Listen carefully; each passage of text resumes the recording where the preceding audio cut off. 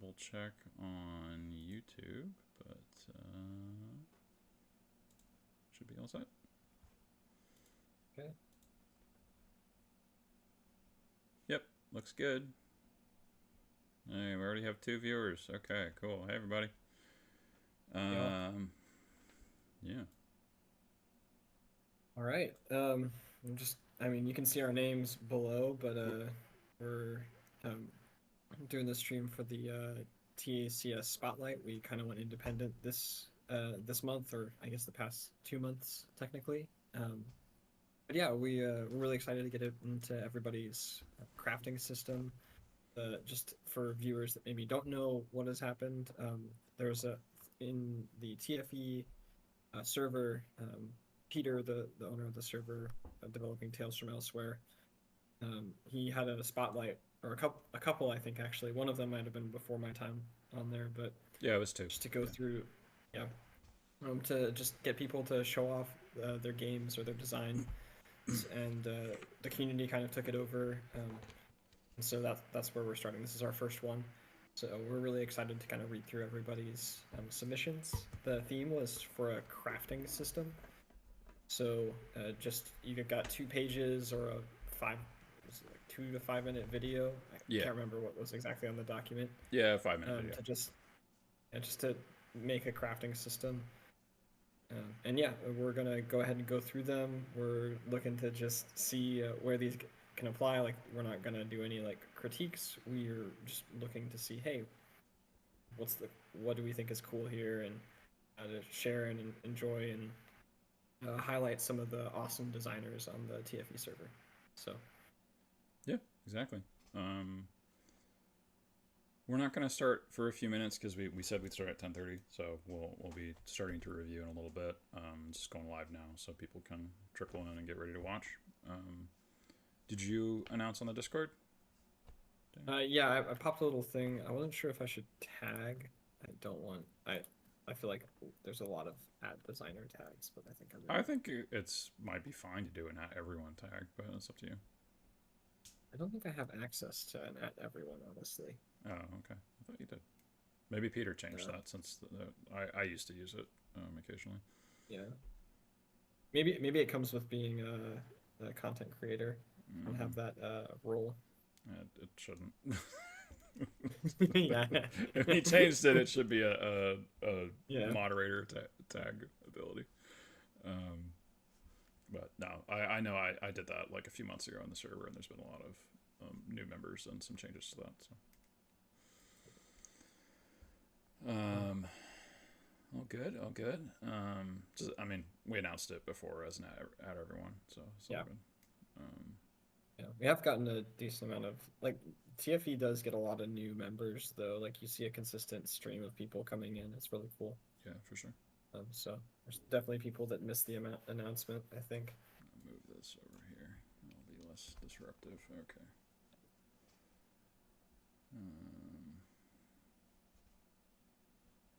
Also, shout out to Isaac here. He's running the whole like back end of this, so I'm just like a figurehead on a screen that reads words. Just to throw some thanks his way. Yeah. Yeah, thank you. And for Tim as well. So Peter does all these cool videos, and Tim is also doing the back end of those for what started the Tabletop Community Spotlight. And the nice graphics here, I believe, were done by Tim. So where it says TCS and Tabletop Community Spotlight. So Tim, if you're watching, we love you. Just so you know.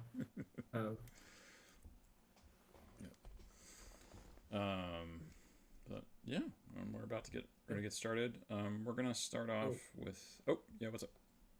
Oh, I'll actually go ahead with.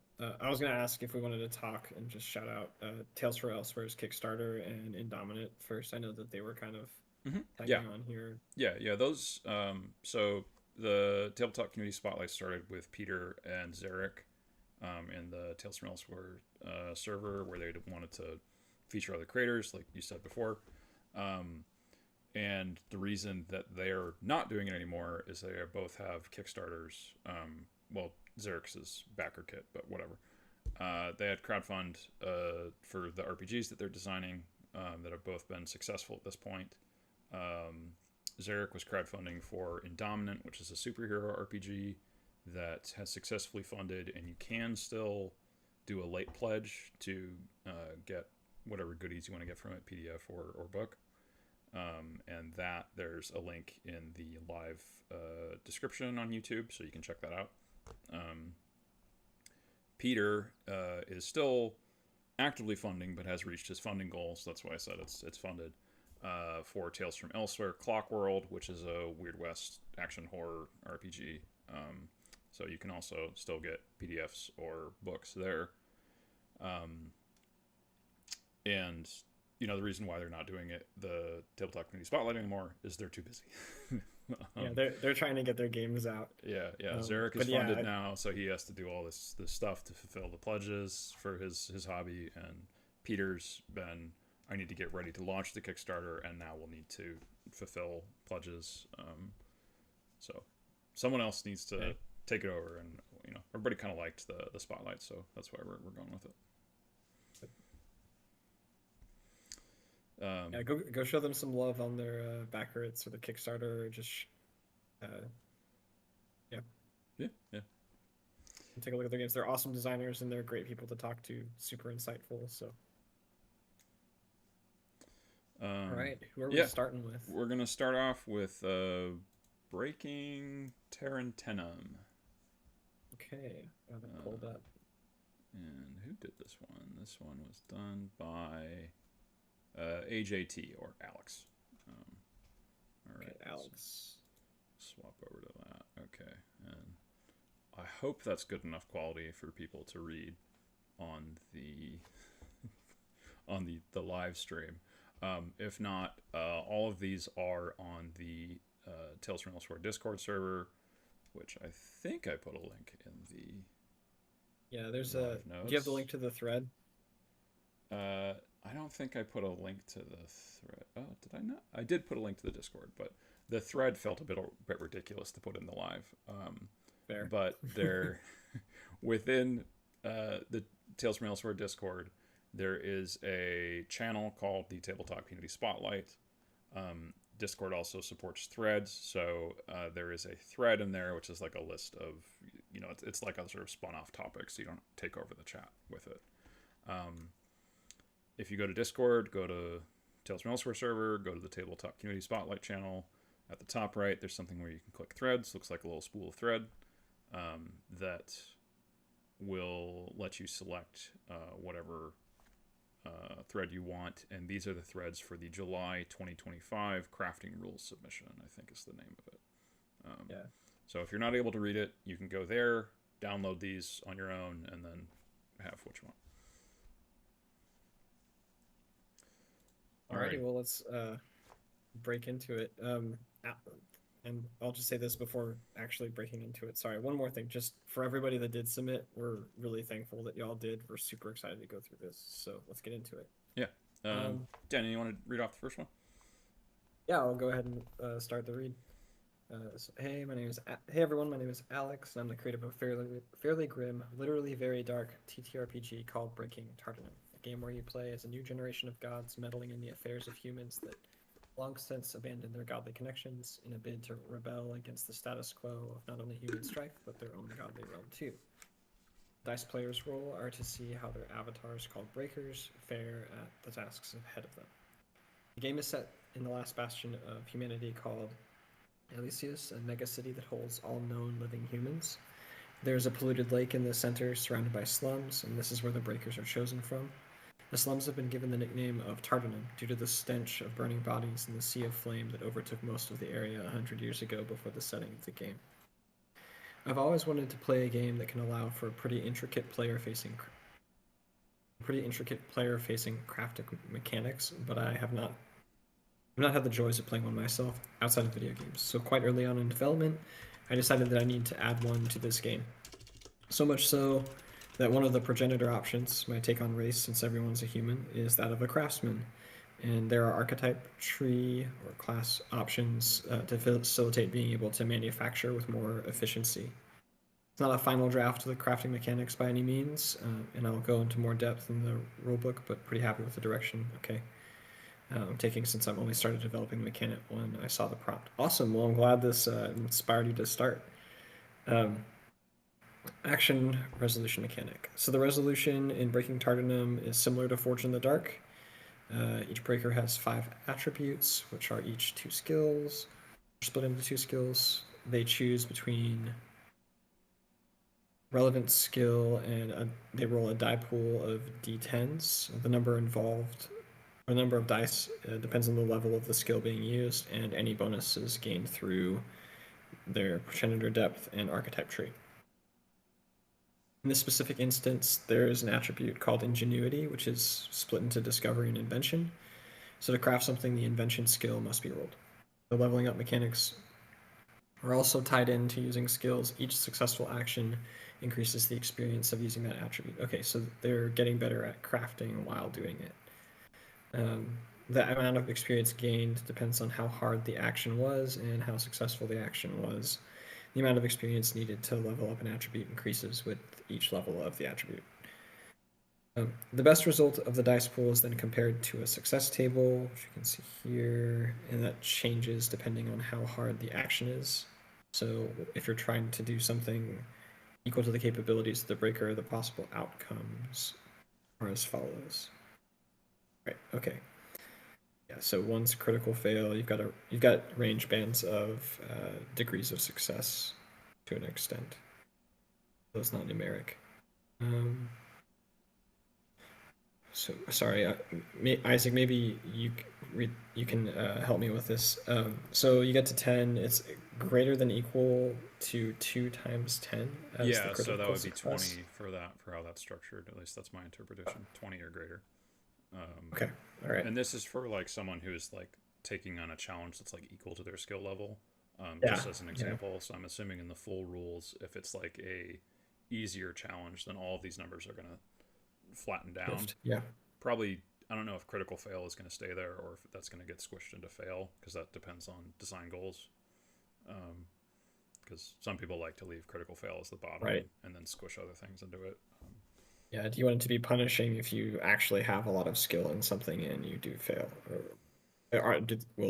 So I guess we'll see Alex's implementation as he continues to develop it, what that ends up looking like. Yeah, and or maybe he describes it in the next paragraph. We'll find out. And this is also like a full rule thing that we're describing there, and it's hard to pack this all into 2 pages. So you gotta cut something. So that's why we don't have the full vision there, but including a chart like this. Absolutely. It's easier tasks increase the success. Yeah. Literally the next like couple words in the next paragraph. Easier tasks increase the success bracket and decrease the failure bracket. Harder tasks increase the size of the failure and decrease the size of success.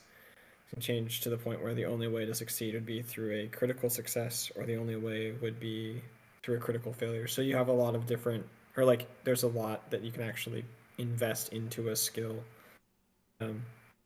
Potentially.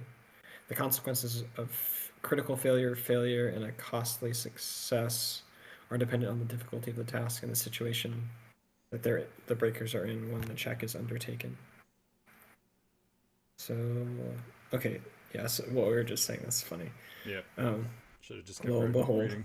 We should have just kept reading. All right, we'll try that on the next one. How to actually make something. Everyone and anyone can try to make anything they want, whether it's potions, acids, alchemical tools, weapons, armor, or lockpicks. If they have the material requirements and are suitably proficient with the required schools of magic, then it's just some time and dice rolls. The required time, quality of materials, knowledge, and skill to craft an item successfully will vary depending on the quality of the item that you're making. Basic items like lockpicks and basic weapons, like a series of nails through a stick, would require very little previous knowledge and understanding, but something like armor or creating a potion would be much harder and require understanding the processes involved and the materials and the correct proportions. The table below details the minimum standard of materials, proficiency of magic, and quality of tools that someone would need to make an item in each degree of quality.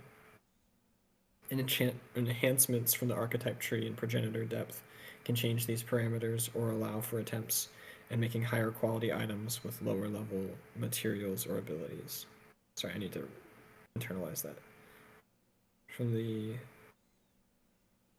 Oh, okay. All right. All right. So there's some bypasses that they get through traits or effectively the It's more like architecture or if like progenitor. they have different categories for like what item is. You know, like D&D Yeah. is like normal or masterwork, and then it's basically saying if you're going to make something that's masterwork, you need to have, you need to have good materials, you need to have some magic ability, I guess, in this case, and you also need to have good tools. Um, Yeah. Yeah, it is. I think also it seems like there are like other traits you can take in the game to increase your like crafting, your item. You can enhance item quality or reduce some of those right. Yeah. like restrictions. Yep. Exactly. The number of successful actions needed to take it to create an item depends on the quality of the item being made and the complexity. Okay, so quality and complexity. This can be decreased through enhancements, right? Through architecture and the progenitor depth, tools, and other magic that's been cast. Okay, So it's like so quality and components kind of are added together into a single number.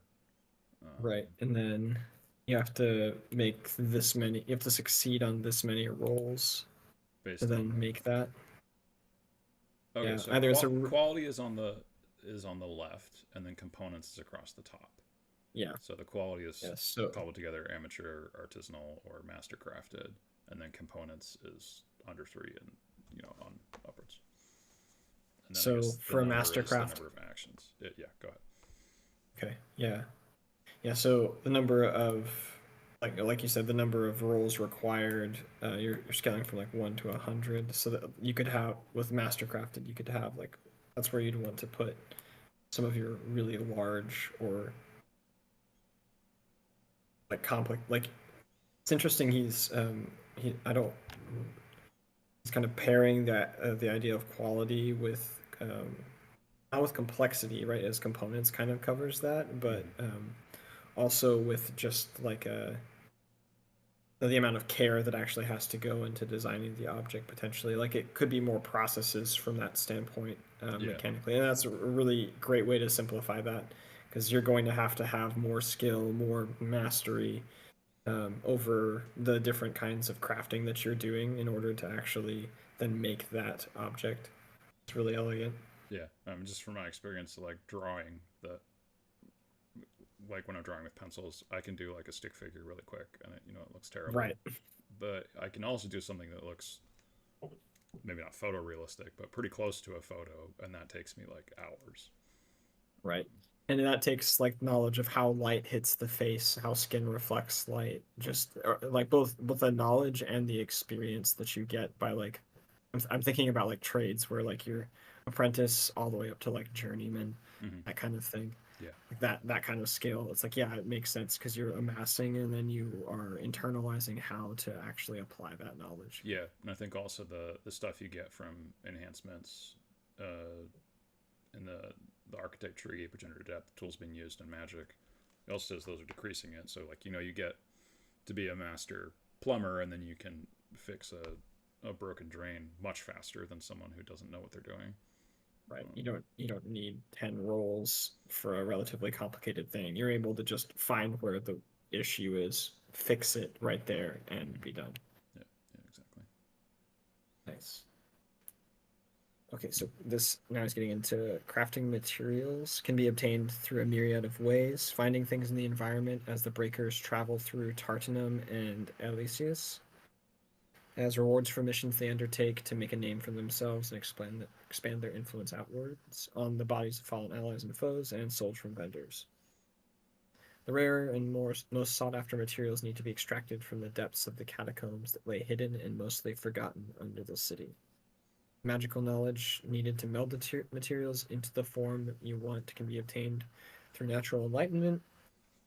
I.e., the more someone uses magic, the deeper their understanding becomes, and they can do more of it. They can learn through being taught from fellows in the craft or research materials like textbooks and blueprints. And then he's going to give us an example, pulling it all together. So, a breaker of the craftsman progenitor has an innate connection to creation magic and access to amateur tools. At the beginning of their journey, they would need to scavenge through the streets of Tarentum and the piles of waste on the lakeshore to find a short metal rod and some usable timber to make a spear. It contains 2 components using basic materials, but they do have amateur tools and limited magic. Since their progenitors were craftsmen, they could use the materials, the tools, and their limited magic ability to create an amateur spear with 3 successful dice rolls. Yeah, so it's cobbled together for that. Oh, for the components. Oh, Um, yeah. Would it be cobbled together or would it be amateur? Right? Because he's saying that he has amateur tools. It feels like that's why he has to have 3 rolls. Otherwise, wouldn't it would just be like 2 components. If it's cobbled together, then you only have to make 1 roll. So it's an amateur quality for what he's producing out of Right. cobbled together components.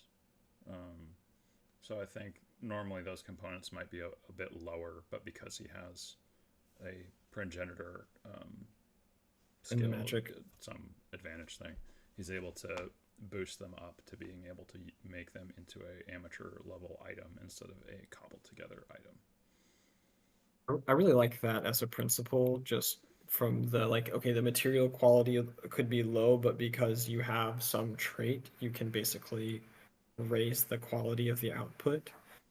I think that's a really elegant way to really reward crafting, because I think I don't know if you see it, but I feel like in a lot of games, or really in a lot of TTRPGs, like crafting isn't necessarily something that you do all the time. Well, I think this is the post-apocalyptic setting from the description. Yeah. So crafting feels like it's practically necessary. That's a lot of what's associated with the sort of survival genre. Yeah, sorry. Like in high fantasy kind of tabletop RPGs, that's really it's not something that's part of it. And it's cool to see in this setting like the necessity of it, but also the like hooks that it has for the player to actually jump in. Is like, yeah, it can be very rewarding to be a craftsman because you can actually come up with new tools in this way, and with a relatively like this is a I don't mean this in a negative connotation. Like this is a relatively simple like and streamlined way to actually run crafting with a lot of nuance, and that's really elegant. So um, super cool, Alex. Thanks for the submission. Excited to see. Oh, sorry, go ahead. Well, it makes me curious what the other like downtime activities are. So this is one that right. It seems like all of the skills are kind of self-reinforcing because if you succeed, you get better at it. But you have to take on things that are challenging to actually get experience out of that. Yep. But so you have someone who has the craftsman progenitor thing, so they're good at making things. What about someone who has like the soldier progenitor build? I mean, I don't know the exact ones, but something like that. What are they doing during their downtime? Are they like, practicing shooting, but you also want to conserve ammo in a survival setting? So yeah, that kind of stuff. Yeah, I'm definitely curious about the other downtime activities, and I'm curious because maybe I missed it, but they need ample time. So I think what's really interesting is that this isn't necessarily just downtime, if that makes sense. Mm-hmm. Right, this could be like, oh, I got 10 minutes and I got the stick and the metal thing running around, and now I made a spear by strapping it together. Right, it's amateur because I have the tools and I was able to do it in like 10 minutes. Yeah. Well, he mentioned a Forged in the Dark system. It's not a Forged in the Dark system, but it takes a lot of inspiration from that. And those always have like decent rules for how and when you have downtime to make stuff. So I think that's part of the like context broader as to game design of you have downtime to find and build things or do other stuff. Cool. Awesome. Well, we really appreciate the submission. This is really cool, Alex. I'm probably gonna go dig into some of the other examples as you develop this out. Appreciate it, man. All right, who's next? next up, we got yours. Okay. Oh, okay. All right, I'll go ahead and read it. I'll read. Right, you're gonna read it. I'm gonna comment on it. Right, Okay. you read, or I read, you comment. Um, all right. So I decided not to do a crafting system for my own game, very distinctly because my game is very simulationist, and I was not going to get anything in 2 pages. So I did a little hack for Lumen, which is that's a system by Gila RPG or Spencer Campbell. So this is not just for credit purposes. This isn't affiliated with him in any way, but this is based on the Lumen system. So the way I approached crafting in Lumen, like uh, Lumen as a game is a action RPG. It's kind of like akin to like looter shooters. Basically, the structure of the game as a whole is that you have a mission, you go do the mission, you fight the bad guys, you come back, you restock or you level up your characters and rinse repeat. And you take these missions, right? And I was reading through more of the game, and I was thinking about, well, where does crafting kind of fit into this whole thing? And like they use like 3 core attribute, or Spencer uses like 3 core attributes, which are kind of like approaches generally to solving a problem. There's like flow, might, and then wit. It depends on the system, but you have 3 core approaches or attributes. One of the things he says in the Lumen packet is if you can't figure out what an attribute, what attribute fits a role, maybe it doesn't need one. That's because like with crafting or with like any kind of approach or attribute that's in that system, okay, well you need might or that approach for hammering, but you need flow. Like all of the attributes are kind of required when you talk about developing something. Like hey, I'm blacksmithing. I need to be fast, but I also need to have the strength to to hammer out the edges, and I need to be intelligent about how I put this together or I construct all of the components. So it doesn't make sense to just have like one attribute or to try to add an attribute. And so I decided to not have any roles for resolution as part of this as a result. The objects that this is to generate are not mundane. Lumen's very much about power fantasy. So if you're trained, super cool space special forces character wants to assemble a makeshift grenade, we're not necessarily going to make them roll, but we're just going to ask if they have the materials, right? They're going to have the, that knowledge. That's the power fantasy. That's the purpose of like playing Lumen as a whole. So oh, sorry. Yeah, I did write out the structure. It's like you have the briefing, you have the mission, and then you have advancement. So obviously, crafting kind of fits in advancement. And so I've created a few new resources. One of the things that happens in Lumen is that when you kill an enemy, you like the enemy drops either like health or energy to like do stuff. So I've added a few resources into that economy to increase or to just enable the crafting system as a whole. You kill enemies, and potentially these could be rewards, but I was just structuring it from a looter shooter kind of perspective. So there are three new resources. There's scrap, there's charge, and there's bonds. Scrap is just stuff that's used to build the general item. It's really common, or it should be. Charge is a special resource that's dropped by an enemy that sets kind of a tone about what could be created with an item. It's something that's like, hey, oh, here's this is like the tooth of a fire drake, or something. It has some kind of like elemental or trait kind of suggestive property, right, not inherently attached to it. And bonds are a resource that allows you to put scrap and charge together. So you have to have just the blah material, you have to have the thing that makes it special, and you have to have something to put it together. These things drop when an enemy dies. For simplicity, you can design specifically the charges by the faction from a GM standpoint. Some factions may not drop a charge also. And whenever in Lumen default, the die is a d6 when an enemy dies to determine what you get, but I've scaled it up just so you have more space to have options and for balancing. So 1 to 2, you get a bond. On a 3 to 6, you get energy. On a 7 to 8, you get scrap. 9 to 11, you get health, and 12, a charge. Instead of changing the energy and health rule, there's an optional rule that I've written here. You can make it so that the game grants 1 scrap with energy or 1 bond with health, so you can go back to like the default d6, and then charges really only come from like really powerful foes that you throw in front of the player or like elite enemies. But it's definitely going to give the players a lot more resources to play with, so just be careful about it speeding up the game. How these things actually go together. So you need all 3 resources to produce an item, and the amount of scrap indicates the size of the item. The amount of charges used indicates the power or what that crafted item should do, and the amount of bond indicates how much scrap and charge you can put together as a whole. So, if it's a 1 scrap item, it's like a consumable item. Maybe you're making like or maybe it's just like a modification on a weapon with a trait, like, oh, I'm going to make an ACOG sight for my rifle. 2 scrap, you could actually produce a weapon and an armor, or like a trait for your armor. And 3, you could add additional health and or shields to your character. Illuminate has really simple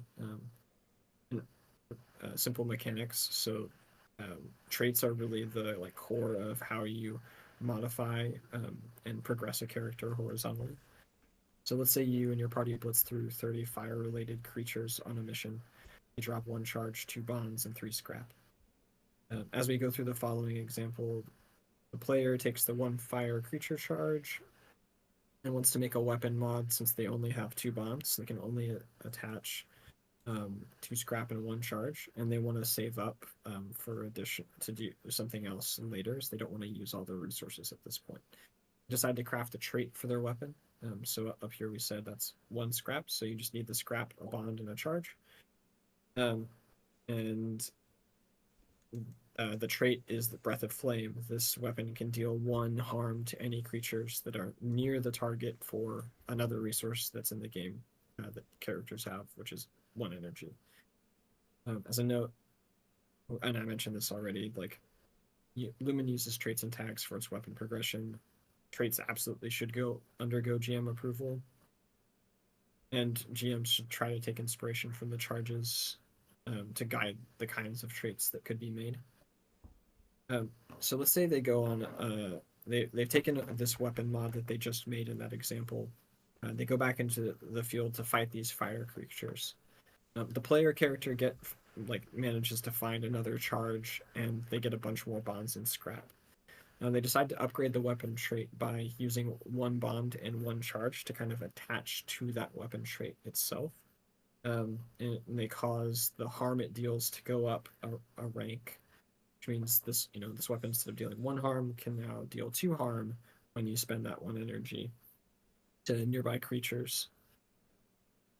As for rules on health, because that's kind of like your really large items as a whole, or they require a lot of resources.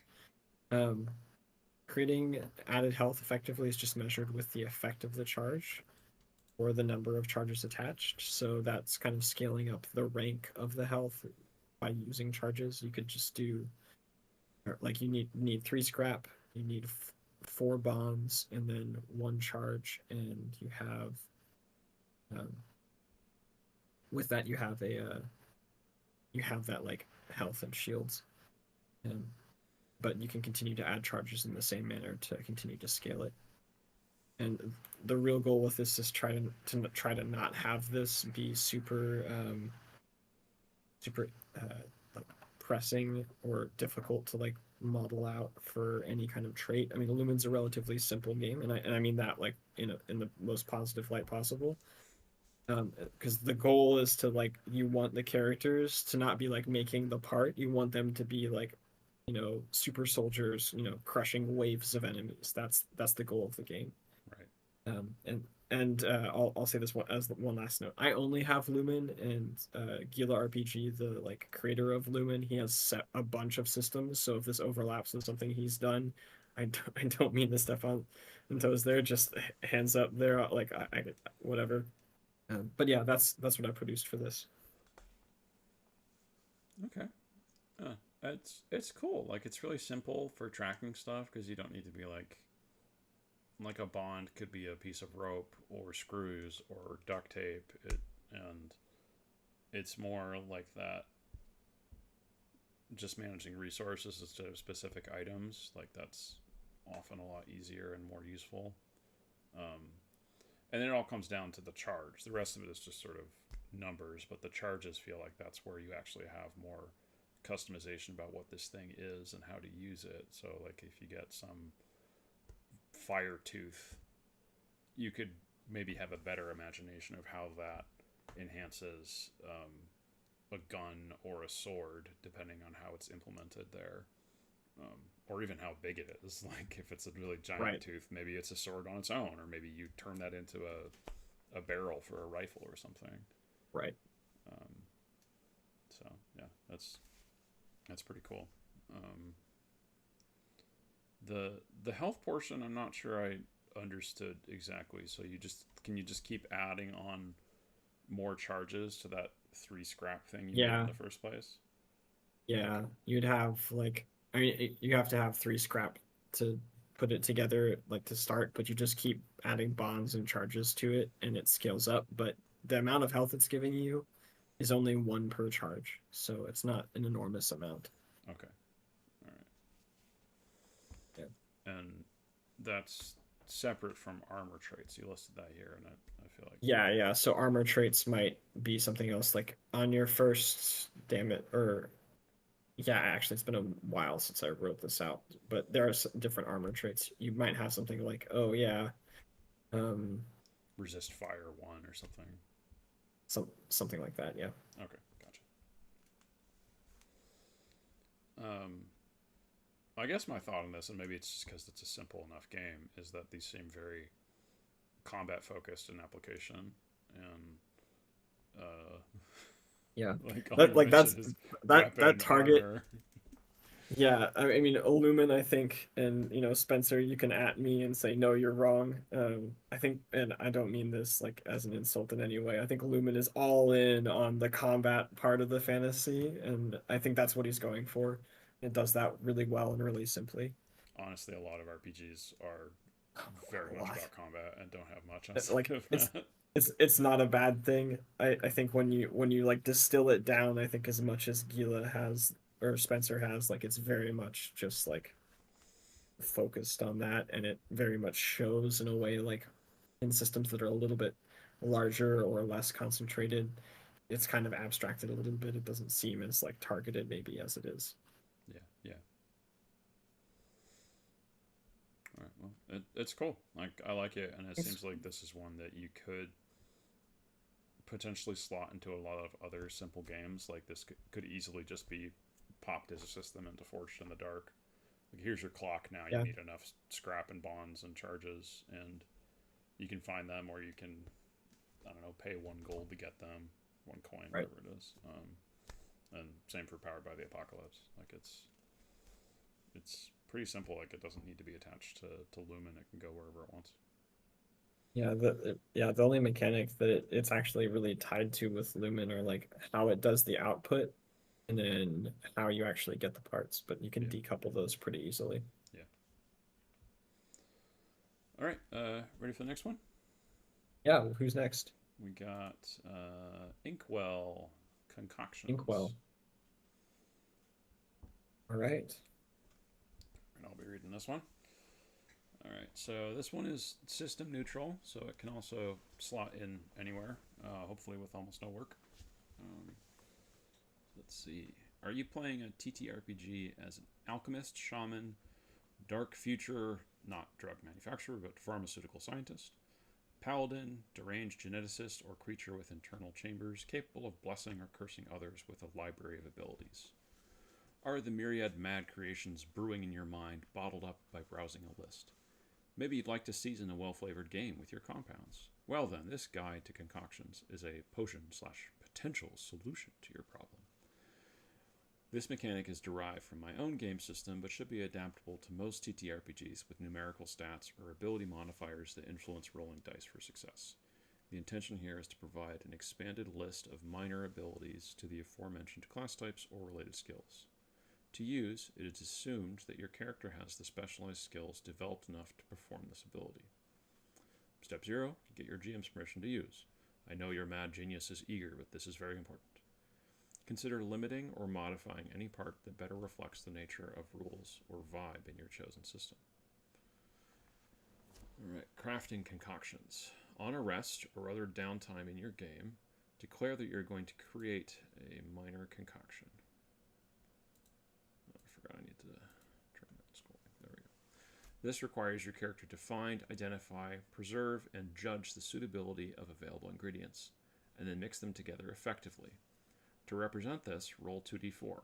The rolled result convey the potency of your concoctions. Then choose any stat/skill categories on a model. Defense, movement, strength, courage. Oh, that's dexterity on defense. Then defense. Sensory, social, etc. Or a stat of a non-magical item, piece of armor, weapon, tool, etc. The result on a d4 constitutes a numerical bonus or a negative modifier to that chosen skill stat category.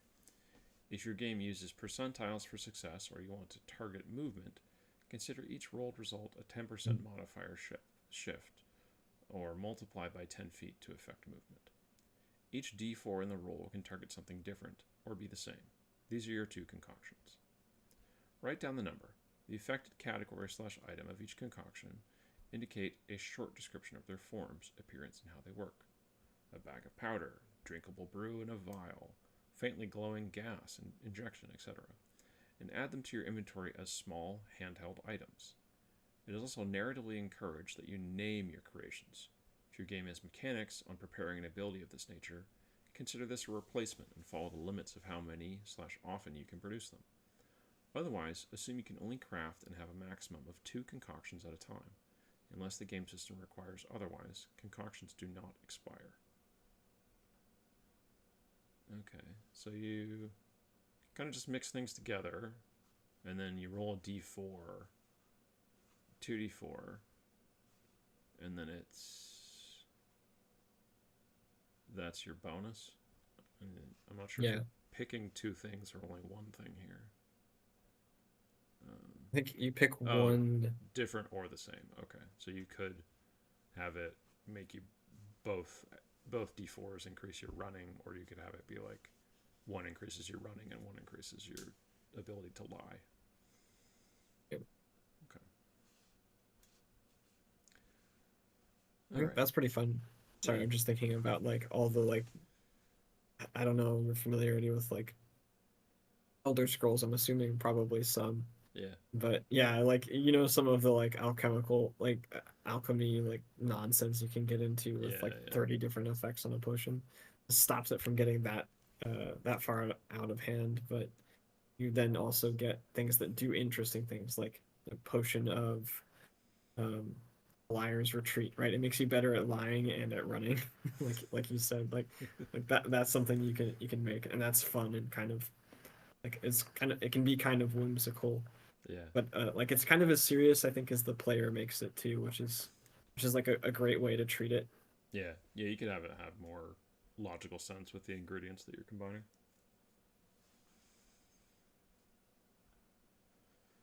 And Elder Scrolls has a pretty big list of stuff for that, for sure. For how that works. All right, using a concoction. Once the concoction is created, it becomes a portable item that can then be immediately used, given to another character, bartered, thrown away, or sold. Until one is used or no longer accessible to your party, we assume you do not have the suitable ingredients for another. If the concoction is beneficial, grants a bonus, the character using it will gain the related bonus for their next related action. An item's next use is also affected, and a ranged weapon will have the bonus for 1 use in their ammunition. As a reminder, you may consider giving a token representing your concoction to the player using it, or keep it for your own. If the concoction imposes a negative modifier, it counts as a weapon. It can be used as a melee weapon or thrown as a ranged weapon using rules for a simple throwing weapon. If categorically necessary, they are simple weapons and anyone using concoctions are proficient with them. We assume your companions learned enough from you to trust in their use. If the target is hit, the negative modifier is automatically applied and will affect the target for the duration of their next turn. If your game has damage points, it can inflict damage if that was a chosen negative modifier. You may also consider using the weapons rules for a beneficial concoction in targeting an ally. So you could throw a healing potion at someone and it breaks and heals a wound on them. Concoctions are one-time use and only last briefly, so choose their effects and timing wisely. Scaling. If your game uses leveling with represented increases in using your abilities, consider asking the GM to add your bonus modifier to one of the die rolls. If the 2d4s seem too weak to make a difference, use d6s instead, or consider making their weapon effects hit automatically when used. Alright, here we've got an example. Thutgar is a shaman in a Wild West setting who uses his connection with nature to find and intuitively mix concoctions. His party is on a train guarding a high-value individual, and an upcoming confrontation may be soon. No good mercenary bandits are expected to attack. Thutgar prepares by crafting concoctions. His player rolls 2d4, scoring a 1 and 4. Thutgar's player chooses +1 bonus to marksmanship and -4 negative to reactions. The GM has agreed to allow this to affect all forms of reactive movement, including dodging, intercepting, or blocking. Thutgar's player writes down 2 labels. Eagle's Eye Tonic, +1 to mark, red tinted oil, rub into eyes. And Expanding Clay, -4 react. Pressurized bag with strange beads mixed in goo, forms quick hardening clay. Thutgar then gives the Eagle Eye Tonic to his companion Elizabeth, who could use the extra boost when shooting her revolver. The bandits arrive and jump on the train. At the onset of combat, Elizabeth quickly rubs the tonic in her eyes, and Thutgar keeps the expanding clay in one hand. At the appearance of one of the foes, when all hell breaks loose, Thutgar throws the expanding clay point blank and jumps back. The expanding clay hits the target. Broken beads mix with the goo to create claws of clay that distract and hold the bandit in place, represented by a -4 penalty to his reactions. This inadvertently makes it too difficult for the bandit to react defensively, making him an easier target for Elizabeth, whose marksmanship stat of 2 is now upgraded +1 to 3 with her revolver, thanks to the Eagle's Eye Tonic. And a bonus note, if you think this rolling dice and choosing stats and skills to modify might work with other special abilities, or represent repairing an item, building a weapon or vehicle, or staving off reducing/adding segments to a clock, by all means try it out. Maybe each player has their own dice they roll together, contributing to a whole. The limit to the resource is your imagination. I mean, it's pretty simple. Just let people have small bonuses. I guess the size of the bonus is very game dependent, I should say. Yeah. There are some systems where like, +4 bonus would just destroy all balance. Yeah, Powered by the Apocalypse. Yeah, that's insane. That's almost an auto success. But you could scale it down even potentially if needed. You could just divide it by 2, minimum of 1, that kind of thing. Well, so how it's still does this like work in a dice pool system? Do you just get more dice, or are you increasing essentially the die roll? Yeah. I feel like you'd go with increase the dice. You could increase the dice, or you could step the dice, whichever direction is more beneficial or disadvantageous, depending on the mechanics. But I feel like it is very some system neutral systems are always really hard to design with, and this can apply in a lot of games on its own, like with just like moderate. So I think Inkwell did a really good job. I like going through the example. It actually triggered actually looking at crafting that we got it wrong, or I got it wrong. It's not that there are two different effects in one concoction. It is that there are 2 different concoctions that you make. So, and then the concoctions themselves, like after you make concoctions, you can that's all you can have until you get rid of them, Mm-hmm. and up until that point, you don't have. He actually doesn't like draw really much of a like a connotation between like collecting resources and crafting. These are just here's some small fun things you can craft to make things more interesting. I think Well, is where Inkwell's going with this, and I think that's really kind of fun in a lot of ways. yeah, and I think it depends on the system, but a lot of systems that are more simple where this I think would work better.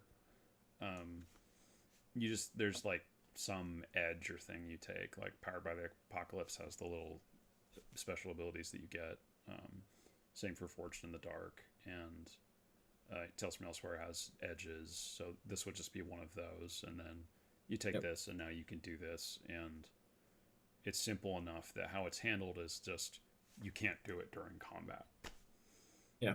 So you make your two, and then that's what you have going into the next combat scene or whatever scene. I guess you could make ones that make you better at lying and running. The liar's retreat one for if you're trying Right. to con someone. Then you use them, and then yeah, move on. All right. Oh, sorry. Yeah. Sorry, just to clarify one other thing is so it's until one of your concoctions is used, or no longer accessible. You don't have the suitable ingredients for another. Okay, so you could have. Yeah. So okay, so it's written that you have two concoctions at most. You have Yeah. to get rid of at least one to then create another. Okay. Yeah. Yeah. All right. I just was wanted to make sure that like got there in my head because the like initial creation makes a lot like full sense. Oh, it was just a little fuzzy to me. Yeah. But yeah, this is really cool. Appreciate the submission. Yeah. Thanks, Inkwell. I got to go to the bathroom before we start, but the next one's gonna Okay. be Mike and Mike's. So I'll be right back. Okay.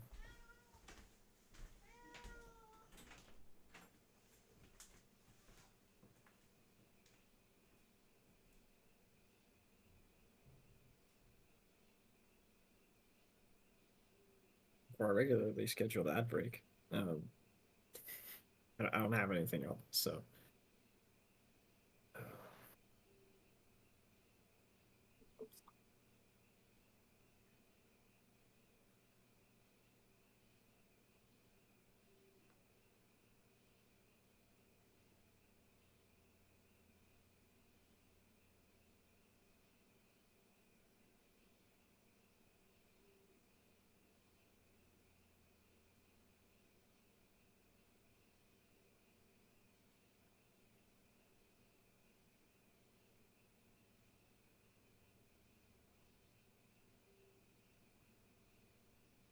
Yeah, sorry, I just pulled up chat. Yeah, don't be sorry about how dense. Like 2 pages is not a lot of space. We're aware of that, so you're good. Also, like you're good. Don't worry about it.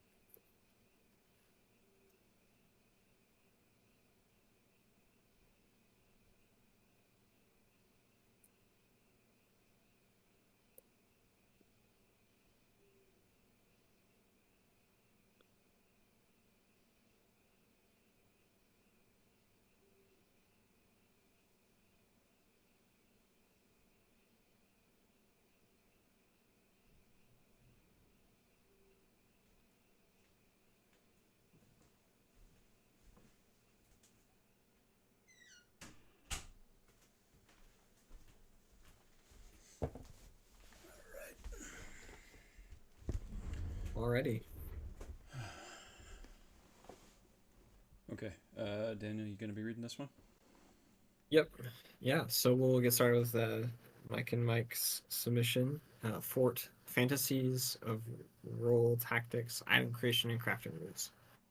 Quickly, a summary of Fort. It's a TTRPG focused on character customization at its core, while allowing for archetype fantasies through a skill system, essentially letting you build your class. Your ancestry has a big impact in Fort, granting each an ancestry skill that provides a unique choice of perks. It also establishes a global reputation with communities that are unfamiliar with you. Items in Fort are the tools that help the PCs express their character fantasy. A portion of the player's budget is used for creating these items. To define an item, there's quality, material, traits, bulk, and runes. Runes and materials are not fully implemented yet. Okay. Rules and context of choosing items. So there's 3 actions. Everyone has 3 actions per round, and those can be used as reactions before your group's turn. Using reactions reduces the amount of actions you have on your next turn. Rolling in Fort is usually 2d6 plus mod. Each +3 is converted into an additional d6. Ooh, I like that. That's fun.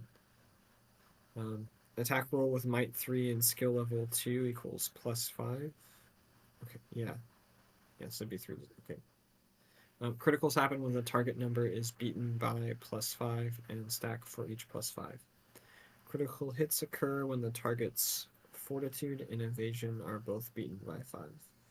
But so you get a multi-TN target system. To just hit them, you just need to beat their evasion. Okay. Creature size in Fort is mechanically important, affecting your speed, weight bulk, apparel bulk, and stamina usage. Your size changes your attributes to trade might and agility, which affect your hit points, fortitude, sense, and evasion. Default size of a creature is 4. We've got a few different distances: melee, short, medium, long, far, and distant. And they double, okay. As an action, a creature can move a short distance with a stamina cost, or use 2 actions to walk a short distance without consuming stamina. Of course, you can use 2 actions to move, letting you travel a medium distance. Still more precise measurement exists for speed and reach. So how far a character is for catching up, and for spacing in melee combat on your turn, which is a movement that's part of your strike. Example of reach in melee is if you strike with a weapon with reach, even if the target has enough reaction speed to react, they might not be able to due to you moving out of their reach as part of your own strike. Note the measurements are made to be played without a battle map while allowing for tactical play.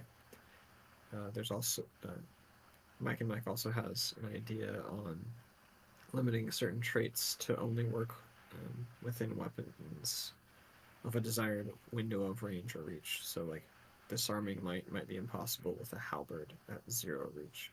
So you have like a minimum distance that things can work at, in addition with like the maximum distance they can actually reach to. Yeah. So to disarm, you need to strike to move to a desired reach or shove the target. Yeah. Okay. Quality. Jumping in.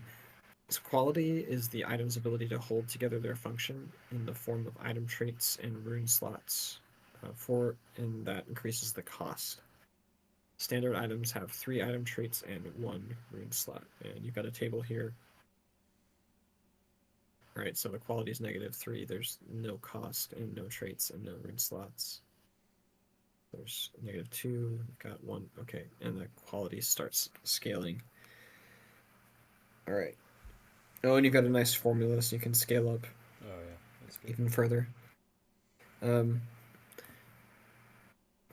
So material defines the limits of an item's quality, price for bulk, and can have unique material traits for specialized uses. So note they don't count as item traits, and there's a limited list of materials, work in progress. Okay, so obviously like with systems where you're going to lay out a lot of the materials, fitting a bunch on the table, or like in tables, is a big part of it. So Yep. but it looks like I'm assuming you probably have enough here for us to get through an example. But I mean, there's some comparisons get here. into Like you it. can compare a couple different metals, so like iron and gold. Yeah. Gold makes lower quality weapons because it's softer, but it also has more rune slots. You know, it's better magically. Right. Yeah, I think this is enough to start to get at some of those like nuances. Yeah. Between like increasing, like cold steel can handle additional quality. It's a little heavier than steel, but it collides with incorporeal creatures. So there's even benefits just at the material level. That's not heavier. That's more expensive. Oh, sorry, my bad. That's more expensive. Yeah. Yeah, okay, 2.5 grams per or Gold, I gold think, per is what bulk. that is. Yeah. Um, I feel like that's maybe grams, No, I'm right? pretty sure I it's think gold. Like, that's iron is not 1/20th of what gold weighs. true. Um, So, but yeah, so and then you say that materials have innate traits. They don't count as item traits. So, selecting an interesting material can be beneficial just from the standpoint of um, like, oh yeah, you may want to go seek a rare material that has a material trait you want to add in without having to like jack up the difficulty of actually crafting something later. yeah. It's interesting that there's a formula for, like, the quality level, but then the quality limits that are described here are pretty low. Like, rare leather is only a +1. We only have +1s. I mean, it must scale pretty hard. So, like, rare leather, and then we get into, like, I don't know, alligator leather, is that a +2? And then, Right. dragon skin is like a +10 or something when we get to the top. Yeah. It feels like the number scale is probably like within the like -3 to like 5 or 6 range, and but we'll see. Yeah. Mike and Mike said in the chat that the 2G per bulk is gold. So That's gold. that's a Okay. price. Okay. It's a price. All right. Looking into item cost formula. Oh, you got a formula for the cost. So I the don't want to bulk. read that out. Yeah. There's math to it. It's good. Yeah. Okay. Yeah. But just to be able to say, all right, there's a way to estimate how costly something is. So if a GM wants to introduce a new material, they have some method to relatively price it. All right, to jump into repair and crafting. So repair is done when an item loses quality. So when either it's neglected or there's a price for misuse when in dire circumstances. So the target roll formula is 5 times the original item quality and the repair count. Right. So how to craft during the game is that each day you'll make a crafting check and the target roll can be negative. Crafting item is the desired item quality times 5. And then he's got effectively like range bands for passing, failing, crit versus crit fail. I'm not sure. So you say crit N. I'm not quite sure how crit N differs. If you can have more than one crit, so like if it's, like if you got one critical success on a roll, because that must be how the resolution system works, because we're not getting the full rolls again. Right. So if you crit twice, then your progress is, crit N is 2, so your progress is then 1 + 2 times craft skill of gold. Okay, so 3. Whereas one crit was just times 2. Got it. Okay, that makes sense. Yeah. So a crit is an extra multiplier. A pass is you do a standard amount. A fail is half the standard amount, and a crit fail is -1 of progress, or just wasting gold, I guess. For item creation, bulk approximates the cumbersomeness of an item's weight. It's a cumbersome word. It truly is that, or I'm just too tired to pronounce things correctly. No, it's the word. Go ahead. So it approximates the cumbersomeness of an item's weight, size, and shape, and each character has carry bulk, wield bulk, and apparel bulk. Carry bulk is the limit of bulk which a character can carry without becoming hindered. The total bulk of their equipped items shouldn't exceed this, unless they're traveling with a backpack or making hindered by default for an increase in carrying capacity. it's assumed that before combat you have stowed your backpack away, thus being limited to carry a bulk amount of items. Apparel bulk equals item bulk minus might. It's an attribute. Apparel bulk gain. For each apparel bulk gain, you subtract 1 agility and 1 maximum stamina. Item bulk for apparel bulk from the traits plus or minus the intended creature deviated from 4. Trait bulk for adjusted for a size 5 creature is then 5 item bulk, whereas trait bulk 1 for an adjusted for a size 3 creature is 0 item bulk. And you mentioned that 4 was the, or he mentioned that 4 was the default. Right. And so size, okay, so he was saying like size, or remembering that size gains might and reduces agility. So the adjustment of apparel made for specific size creature equalizes this difference. So they can't wear extremely heavy armor without penalty, right? You're going to be bigger, while you are stronger. Right, larger apparel is more expensive, and oversized armor is cumbersome.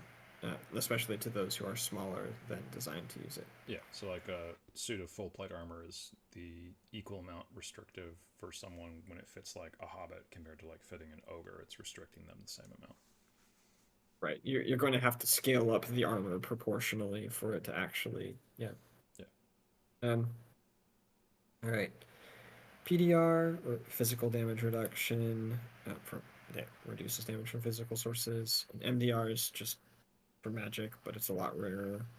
And and that's specific to a specific damage type rather than just like physical sources.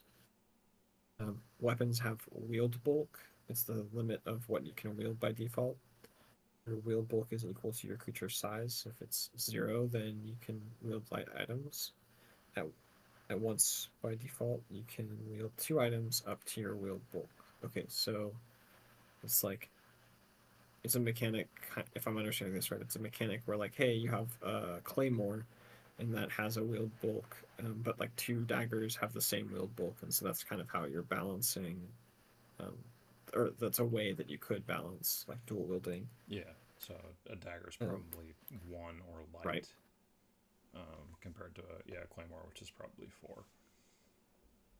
Much heavier. Yeah. Okay. So for bulk, okay, human size 4 can wield up to 4 bulk of items. Yes, okay, so your creature size is your wield bulk. Damage of a weapon is 1d6 plus item bulk plus might for melee. So if you're wielding that dagger that maybe is like, maybe in this case it's like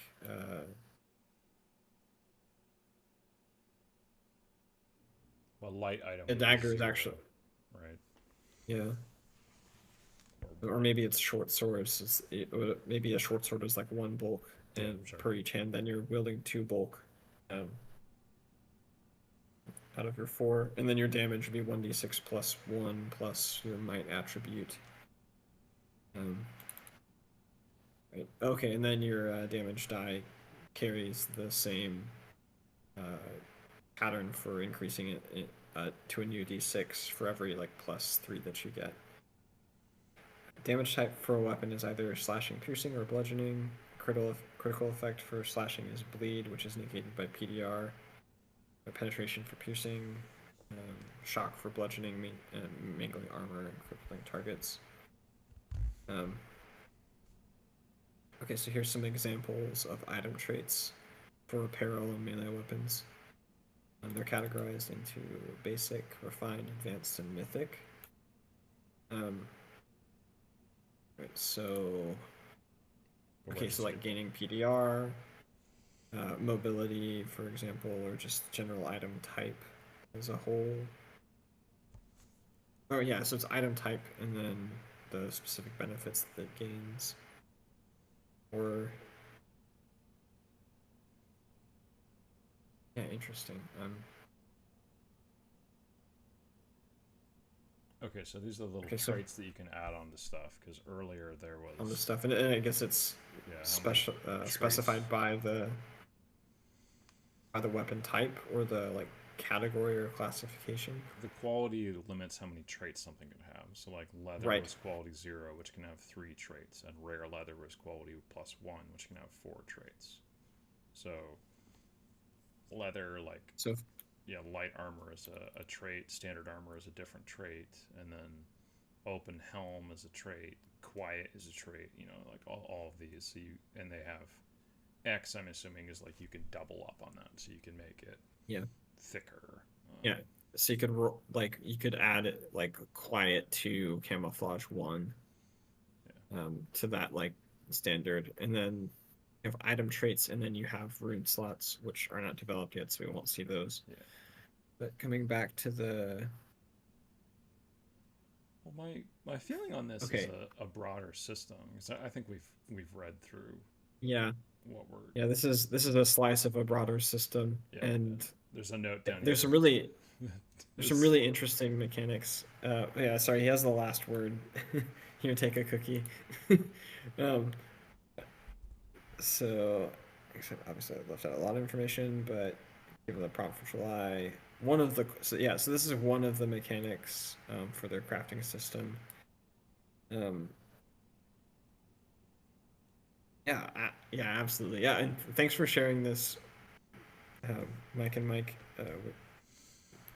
Like even like just like the chunk, like especially in more simulationist systems, it's hard to fit like even a single mechanic like this is hard to fit into 2 pages. So appreciate you for just giving us even the glimpse. I think you do present a lot of really interesting mechanics in the way that items work in your system to simulate the character, especially with your rules around bulk and the correlation between bulk and the quality.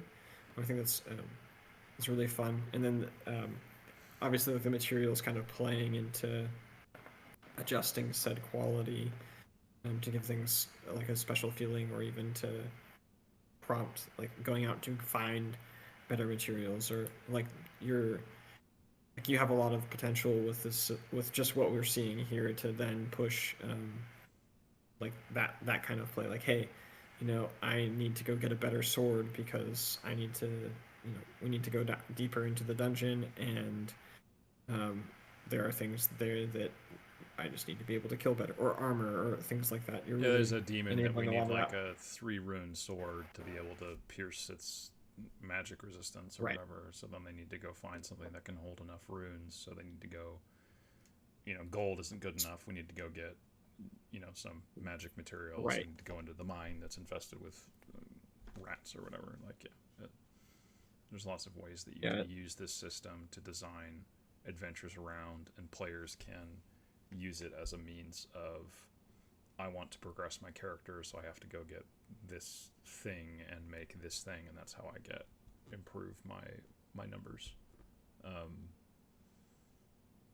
my feeling is also it's very similar to what I've seen on kind of the back end for how Pathfinder does its weapons, where you can see that there is a formula that it's following for how good the weapons are. And it doesn't explicitly tell you what the formula is, but you can kind of infer it. Like, there's so many different traits that weapons have, and that this is looking very much like that. And just describing things as bulk as well also made me think this is Pathfinder. Yeah. One of the interesting things here too, I think, is that like, I mean, there's like repair and crafting, I think, in this section that's really player facing. But I think one of the things that Mike and Mike does with this also is presents like to the GM also, like, hey, you want to create custom items that feel balanced in the world, and here's something you can do like away from table. I say it right, to actually build out those items and what they would look like. Is that reasonable? Um, that's all. Like a resource like this that's not just player facing, I think, is also always a really good thing to have in any system. So it's really cool. Yeah. And Mike Oh, and and Mike I see. Yeah, is in he's the commenting chat. in chat. I actually agree with that. This is something that's independent of the crafting system, but the distances for a system that gets this like granular for how Yeah, you're making items usually is going to also especially be for using a battle mat. and going with Yeah. just range bands instead feels like an odd choice. And I am curious how that works out, but that's beyond what we're really commenting here.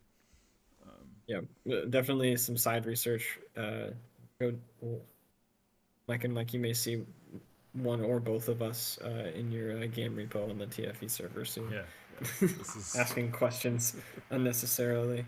At least harvesting the trait stuff you've got here. This is cool stuff. I think I might want to use this for my game. All right, thanks, Mike and Mike. And now we're jumping to mine. I did crafting rules for D&D 4th edition. Okay. And I made it look fancy using a site called Home Brewery, which lets you make your stuff look like it's D&D trade dress. I guess you could use it for something else, but that's the intention. All right, kick us off. All right. Here we go. 4th edition embraced the Christmas tree character concept of 3rd edition.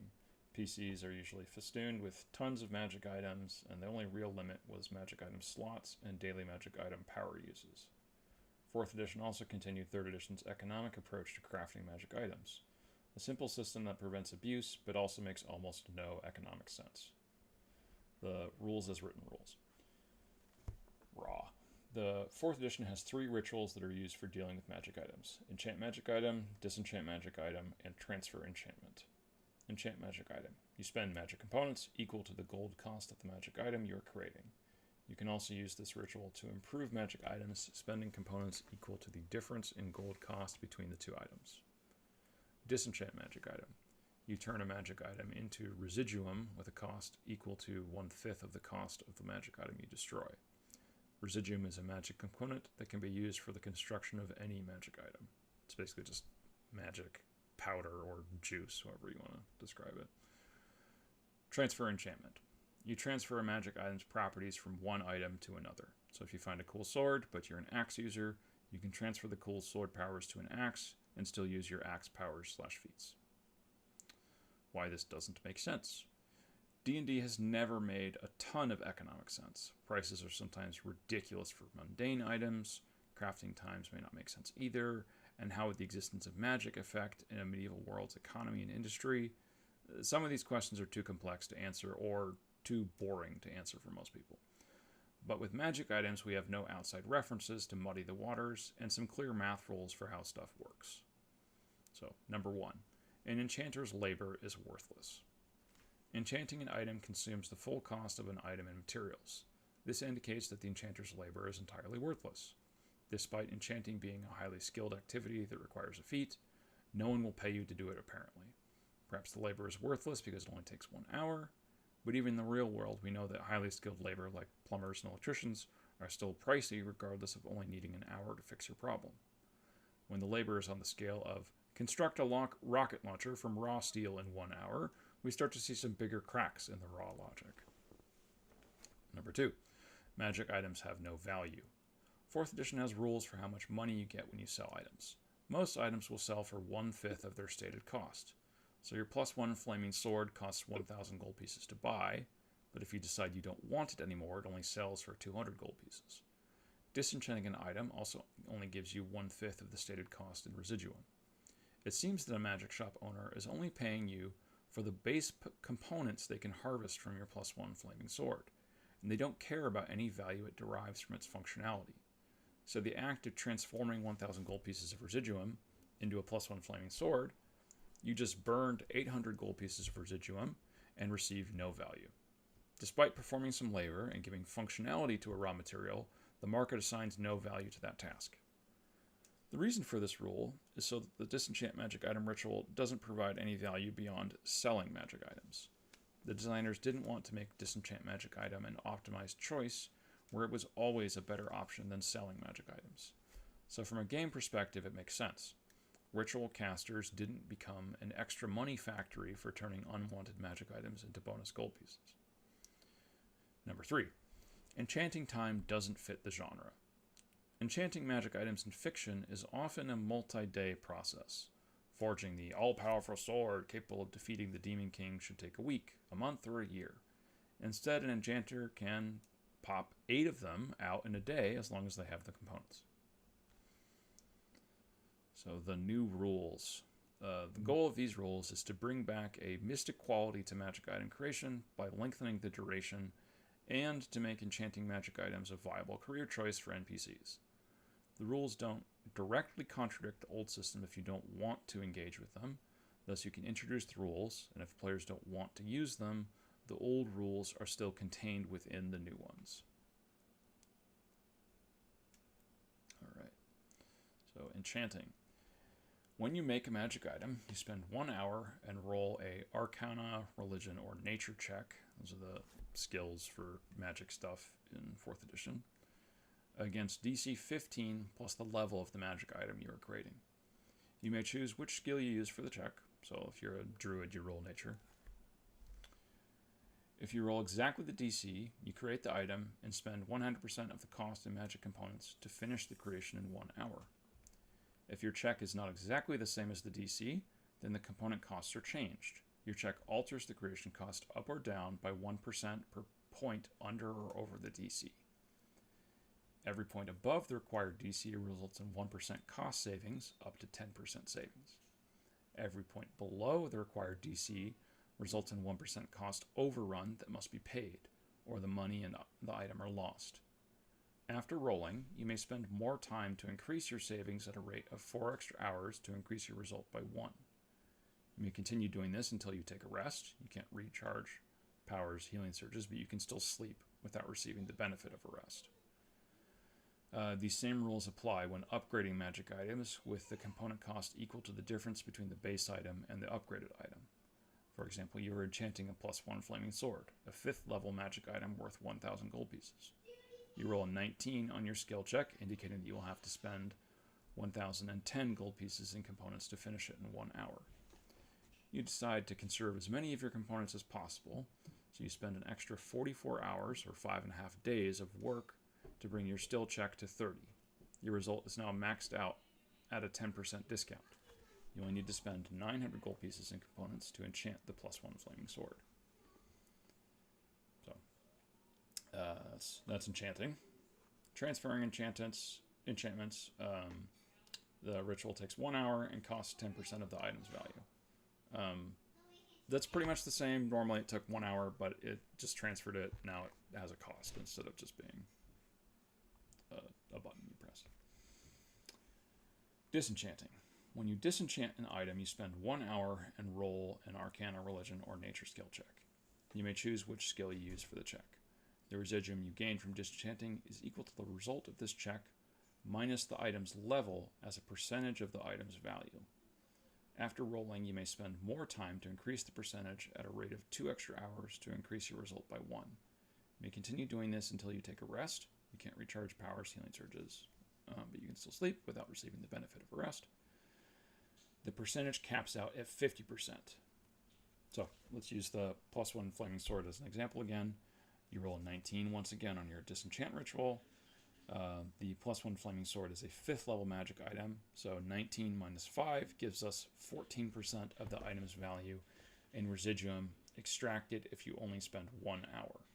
So 14% of 1,000 gold pieces for the cost is 140 gold pieces of residuum. If you want to gain as much residuum as possible, you need to raise your result by 36 to get to 50%, which requires another 36 times 2, 72 hours of work, or 9 days of work to extract the maximum 500 gold pieces of residuum from a +1 flaming sword. Components. You can also get components other than residuum to make magic items, which for some reason were never in the original rules. Residuum can be used for any magic item, but other components often must be used to make a particular type of magic item. Like red dragon scales could be used for making defensive items or to make a flaming sword. Assigning the value for other components that PCs gather from dead monsters or other sources is up to the DM. As a general rule, a component should only sell for half its worth if used to make a magic item. Thus, dragon scales worth 1,000 gold pieces for crafting could be sold to a magic shop for 500 gold pieces. And there's also a new feat, which is supposed to be for people that work at magic shops. Requires the enchant and disenchant magic rituals. You gain a +5 bonus to your check when you use your magic item rituals. You may take 10 on your magic item ritual rolls. In D&D, you roll a d20. Taking 10 is when you don't roll the die. You just, my result is a 10, plus your skill. Additionally, you spend half the usual time to improve your rolls, so 1 hour for each point for disenchanting and 2 hours for each point of enchanting. Services. Shops will buy magic items for 20% of their value. Shops will disenchant items for people, taking a portion of the residuum. The percentage depends on the store, but typically a shop will give a client 20% of the item's value as residuum and keep any excess that they squeeze out. Shops will typically charge 100 gold pieces plus expenses for transferring enchantments, and if the shop owner likes a PCA, they may waive the 100 gold piece fee, but still charge for the 10% expenses. And as a note, these rules were created assuming the 8-hour workday as the maximum of useful labor a PC can perform in a day. That's part of the usual 4th edition rules and then a lot of D&D stuff. I did not come up with additional rules for like the sort of forced march thing that you can do in D&D, where like you keep going even when you're tired. So I just left that out.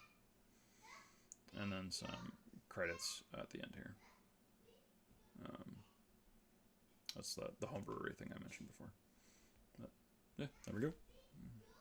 Yeah, I think it keeps things like you. I like that you identified very distinctly like what the problems were that you were trying to solve with this, and talking through like, hey, like enchanting makes no sense right now in game as a concept at all. It's not supported by any of the core materials in the way that would actually make it immersive and or like producing some level of like some idea of verisimilitude in like if you can have verisimilitude in enchanting as a whole. Yeah, it's very much designed as like the regular rules in 4th edition were very much like this is balanced, so no one gains any like benefit from enchanting or disenchanting, but it certainly made it seem like, wow, people are just throwing stuff away all the time. Yeah, it's like this is consumer enchantment as Yeah. consumerism. Yeah, these are all. It's you upgrade to your +2 flaming sword, and now the +1 well, it's basically garbage. Basically, yeah.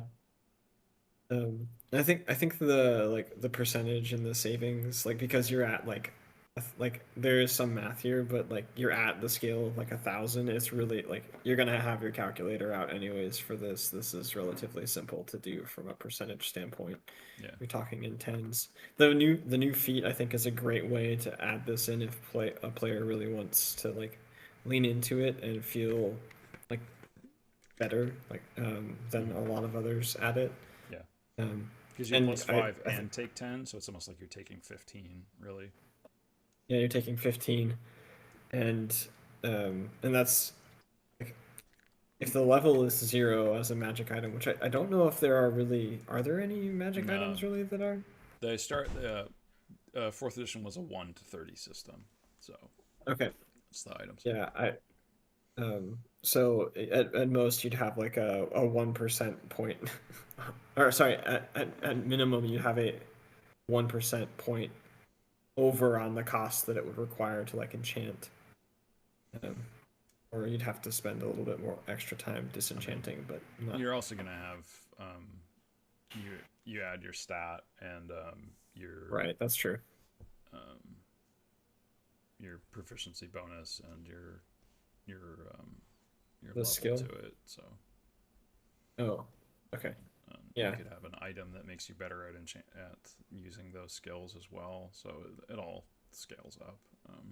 Yeah, there's ways to kind of get around some of that. I was just saying like the minimum bound of success here is like it's minimal loss Yeah. in that sense. Like you succeed, you have a little bit of an extra cost than maybe what it was, but you're not like you can do it in an hour for like relatively cheap, all things considered. Yeah, yeah. And Um, that was me trying to say like it sort of contains the original rules. Like if yep. you do stuff that way, if you hit like your average roll, you should still be getting that 20% result that the original rules have for spending 1 hour. Yep.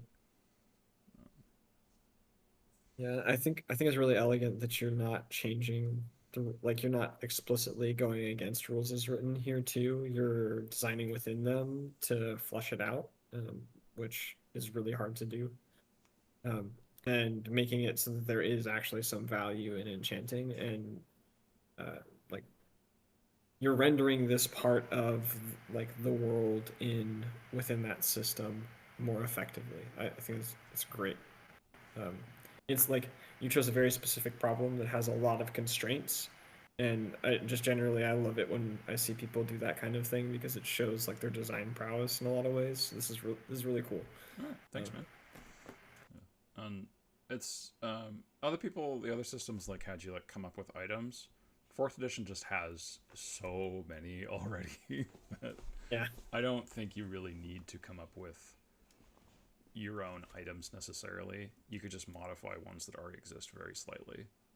I mean you have like how many editions worth of items that have built up through play over the years that have Mm-hmm. come in like you've inherited a ton that Yeah. so it's you're not lacking necessarily. Maybe you're lacking the source book, but that's not necessarily like I mean there are things online. Yeah. The People are generating them all the time. There's so much third party content. It's not like you have to like you might not really even need to lift a finger to generate the item or enchantment to start with. yeah, yeah. You could probably Google what you want and find it for. Well, maybe not so easily for fourth edition anymore because it's been a while. But That's true. yeah. Yeah. All right. Next up, we have Zeitgeist and Chronicles of the Last Covenant. Chronicles of the Last Covenant. All right. I gotta adjust my screen for this because he did his. We've got a wide format. Yeah. So hang on a second. Let me make that visible for folks. All right. That's good. Okay. Oh, We'll go that way.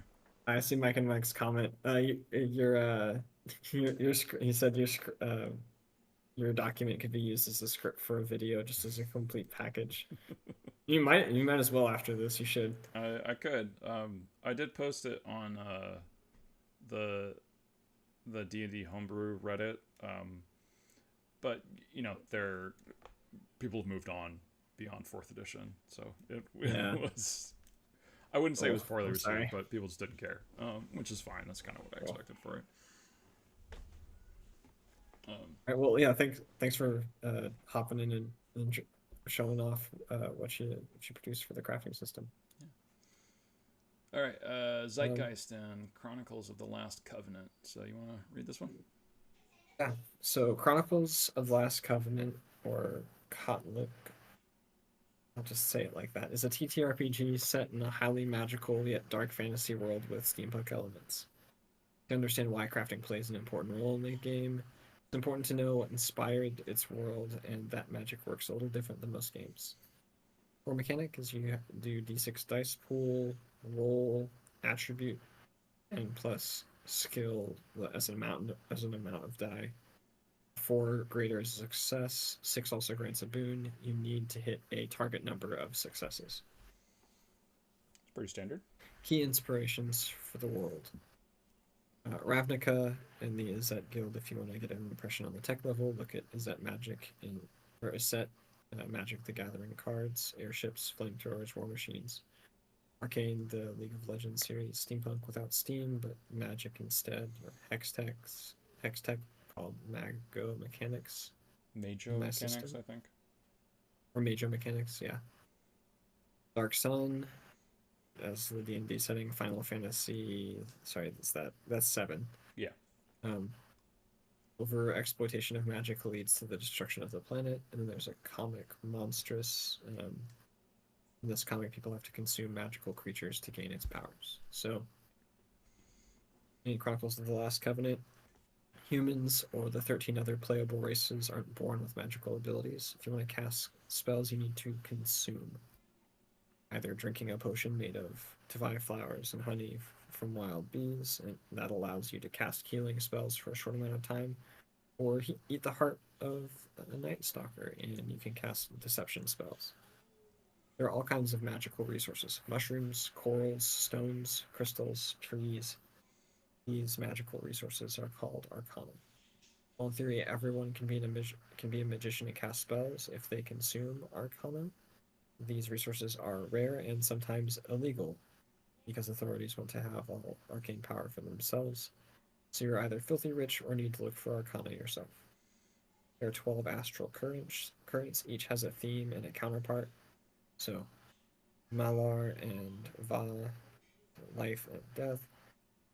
Nessun and Acton, deception and deception, manipulation, and insight and truth. Dai and Austin, destruction and protection. Each current has its own skills, so a mage has to specialize in 1 to 3 of them. In addition, you can learn how to use arcana later in life. You want your rogue to learn some deception magic, or your paladin to know some protection spells. There's some more depth, like you can become addicted to consuming a certain kind of arcana, or if you consume too much, you get stigmas and your body mutates. But for crafting, this should be all you need to know for now. Is that meant to be stigmas or stigmata? I'm assuming it's either just like. I feel like both could work, but like get stigmas is like so people are judging you for consuming too many arcana drugs, or I mean, your body mutates, so maybe that's like why. Potentially, it could be either. Yeah, it's just stigmata would also work there. Like you get stigmatas. It's just in your body. I don't know. Yeah. Not quite how I would have phrased it, but all right, moving on. Why Chronicles of the Last Covenant needs crafting. You want PCs to get cool gadgets like a magical pistol, a glider, leg prosthesis that lets you jump higher, a flamethrower, or think these gauntlets from Arcane. I think it's Vi. Since these are, yeah, I was about to say, don't crucify me, internet, for saying this wrong. Yeah, she's got the rocket gauntlet, so she like charges it up and then it shoots off, and she kind of follows the fist as it shoots forward. Okay, that's good context because I've only like played League a little bit. I think that's why that was years ago. Zeitgeist mentioned Arcane because she's, I would argue, the main character. Okay. So since these are rare and sometimes illegal, they will need to find the resources and build them themselves. Although it's a classless system, I want to give the players the option to be researchers, mago mechanics, alchemists, artisans, or enchantresses, which fit in a highly magical and technologically more advanced fantasy world. In Chronicles of the Last Covenant, there are item tiers to measure how rare, powerful, and magically or technologically advanced an item is. You may recognize this concept from video games or trading card games. Starting characters start with all common items and one uncommon item. Then the tiers are common, uncommon, rare, epic, legendary. For example, a flamethrower that uses dye magic would be considered a rare weapon. Destruction magic. Okay. A healing potion is uncommon. And then there are a few skills for crafting in Chronicles of the Last Covenant. So you've got crafting, artistry, alchemy, mechanics. You got the 12 magic skills. And then we've got a footnote on crafting and artistry. If you pick crafting or artistry on character creation, you also pick a knowledge to indicate what kind of thing you're crafting. Okay, that's smart. Yeah, makes sense. So if you're using crafting, artistry, alchemy, or mechanics alone, you will create a mundane, not magical item. Lame. Although maybe not. Even mundane objects and works of art have item tiers. A common painting is nice to look at. A legendary painting will be exhibited in art museums for centuries. More interesting stuff happens when you combine your crafting skill with one or more magic skills. With the skill crafting, knowledge goldsmith, and a skill in truce, love, harmony, communication. A bit of mill and silver, and 2 chrysolith stones. A rare Chris Arcana. You can make earrings that, if activated, can make you understand foreign languages. An important note: magical items are never permanent in Chronicles of the Last Covenant. They have charges, and if empty, they either need to be recharged or you need to exchange the Arcana. So you need to get 2 new chrysolith stones. Another important note: you can work in teams. So if you're a blacksmith and your comrade is into dye magic, you can very easily produce an epic flame ruined sword. Oh, so you'd make like the fancy sword, and then your companion would put the fire juice into it. Yeah. Okay. Yeah. The Arcana. That's pretty cool. That's fun. Like, that kind of interaction makes a ton of sense to me. I enjoy that. That way, like, different people can be part of the crafting process in a different ways. It's not just like everybody, like the one person does it all the way through necessarily. Yeah, and it makes it more of like a group effort where everyone in the play group is participating in something instead of it just being, oh, Daniel's playing his mini game again with the crafting. Yeah, yeah. We'll sit here for 15 minutes while he talks to the DM and figures it out. Basically. Yeah. Okay. So to keep things simple, Chronicles of the Last Covenant has a rather abstract approach to resources. Instead of listing 50 parts, you need to craft a pistol. You want to craft a rare pistol, you need rare components for that. So there's 3 kinds of mundane resources and 12 kinds of magical resources, 1 for each astral current. So crafting an artistry requires a material. Alchemy requires ingredients, mechanics, components, and magic arcana. There'll be a table in the appendix so you can look up what rare components or a legendary Nessun Arcana actually could be, but it's totally fine to note that like 3 units of uncommon ingredients instead of writing down each plant you found in the woods. Okay. How to get resources. Buying it's expensive, stealing's risky, gathering, scavenging, or scrapping. You can search for resources. There are rules for this, but the problem is while you can look for common and uncommon material almost anywhere, you need to be in the right place for epic material or for epic materials. So, like, you need to be in a gold mine to find gold. If you kill a magical monster, or looting is the final. If you kill a magical monster, you can use its blood, organs, or bones for a potion. That so gathering, scavenging, and scrapping missed rare materials because we had common and uncommon, rare, epic, and legendary. So legendary, I'm assuming, is like sort of one of a kind. So it's like, okay, you can't exactly find that. You need to like research it and figure it out. Yeah, but I feel like rare probably falls into the same with epic materials, right? Yeah, I suppose. I guess it just is slightly more common. I mean, if we're going on like this sort of material metal route, common's probably bronze, and then iron for uncommon, and then silver for rare, and gold for epic, and then I don't know, mithril for legendary. I think I'd be curious to look at his appendix to think about how he's putting them together. Mm-hmm. Yeah. Right, because maybe all of those metals are actually, that's where it starts. Some of them are rare, they're just a bunch of different rare types, and then some are epic if they're more like they're mithril or something. I don't know. Maybe that's legendary. Or sometimes it's like, iron, but it's harvested with a dwarven axe under a full moon, and now it's rare instead of uncommon. And there's stories like that for how stuff is juiced up. So. And so once you get all those to actually craft, you perform a series of checks. Each check takes 6 hours and causes 8 exhaustion damage. So you could double or triple shift throughout a day, but probably get a penalty for that because you get tired and can't focus anymore. If you have time and just do 1 check a day, you get to ignore exhaustion since you got enough time to sleep and recover. So he does have kind of like, so they do have like the kind of like push yourself mechanics. Yeah, I'm assuming that 8 exhaustion damage takes 8 hours of rest to remove based off of how that's phrased. It feels like they're correlated. Yeah. You also get penalties for not having the right tools or circumstances. So if you're in the wilderness, you get a -4. If you're in a room, -2. Or and if you're a workshop laboratory, it's base, no adjustment. And then improvised tools is a -4. Inappropriate tools -2, and specialized tools is 0. And the target number for checks is TN2, TN3, TN4. All right, I'm just scaling out by 1 because this is a D6 dice pool system. Yep. You can fail checks, but your first fail is a small mistake.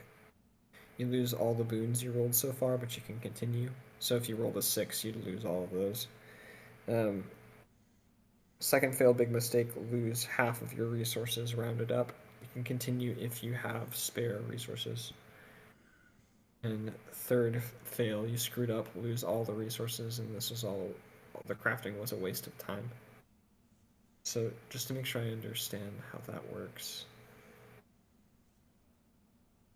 It sounds really punishing for legendary because those are all boon Yeah, rolls. honestly, very, very punishing. Unless you have like, you need to make sure you get that 6. And we're not given like what the maximum stuff is for this, but I mean that to really succeed, you want to make sure that you're rolling with like 12 dice or something.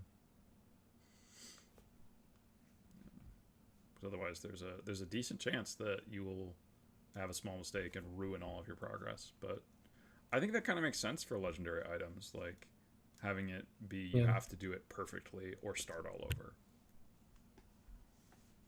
Yeah, and with the like so and the roll, like the amount of dice that you have is your attribute plus skill. So assuming if you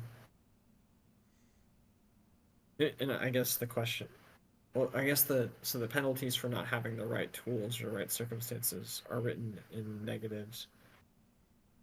That would apply to the dice pool. Right. Yeah. That's what it feels like. Yeah, if you have inappropriate tools, then you're down from rolling 6 dice to rolling 4 dice. Yeah, so that's it's not just like a, well, I mean, honestly, TN scaling because of dice pool is still relatively punishing, but that's really punishing to just rip away that number of dice. Not saying it's a bad thing, just kind of catching more about how Zeitgeist is designing Last Covenant.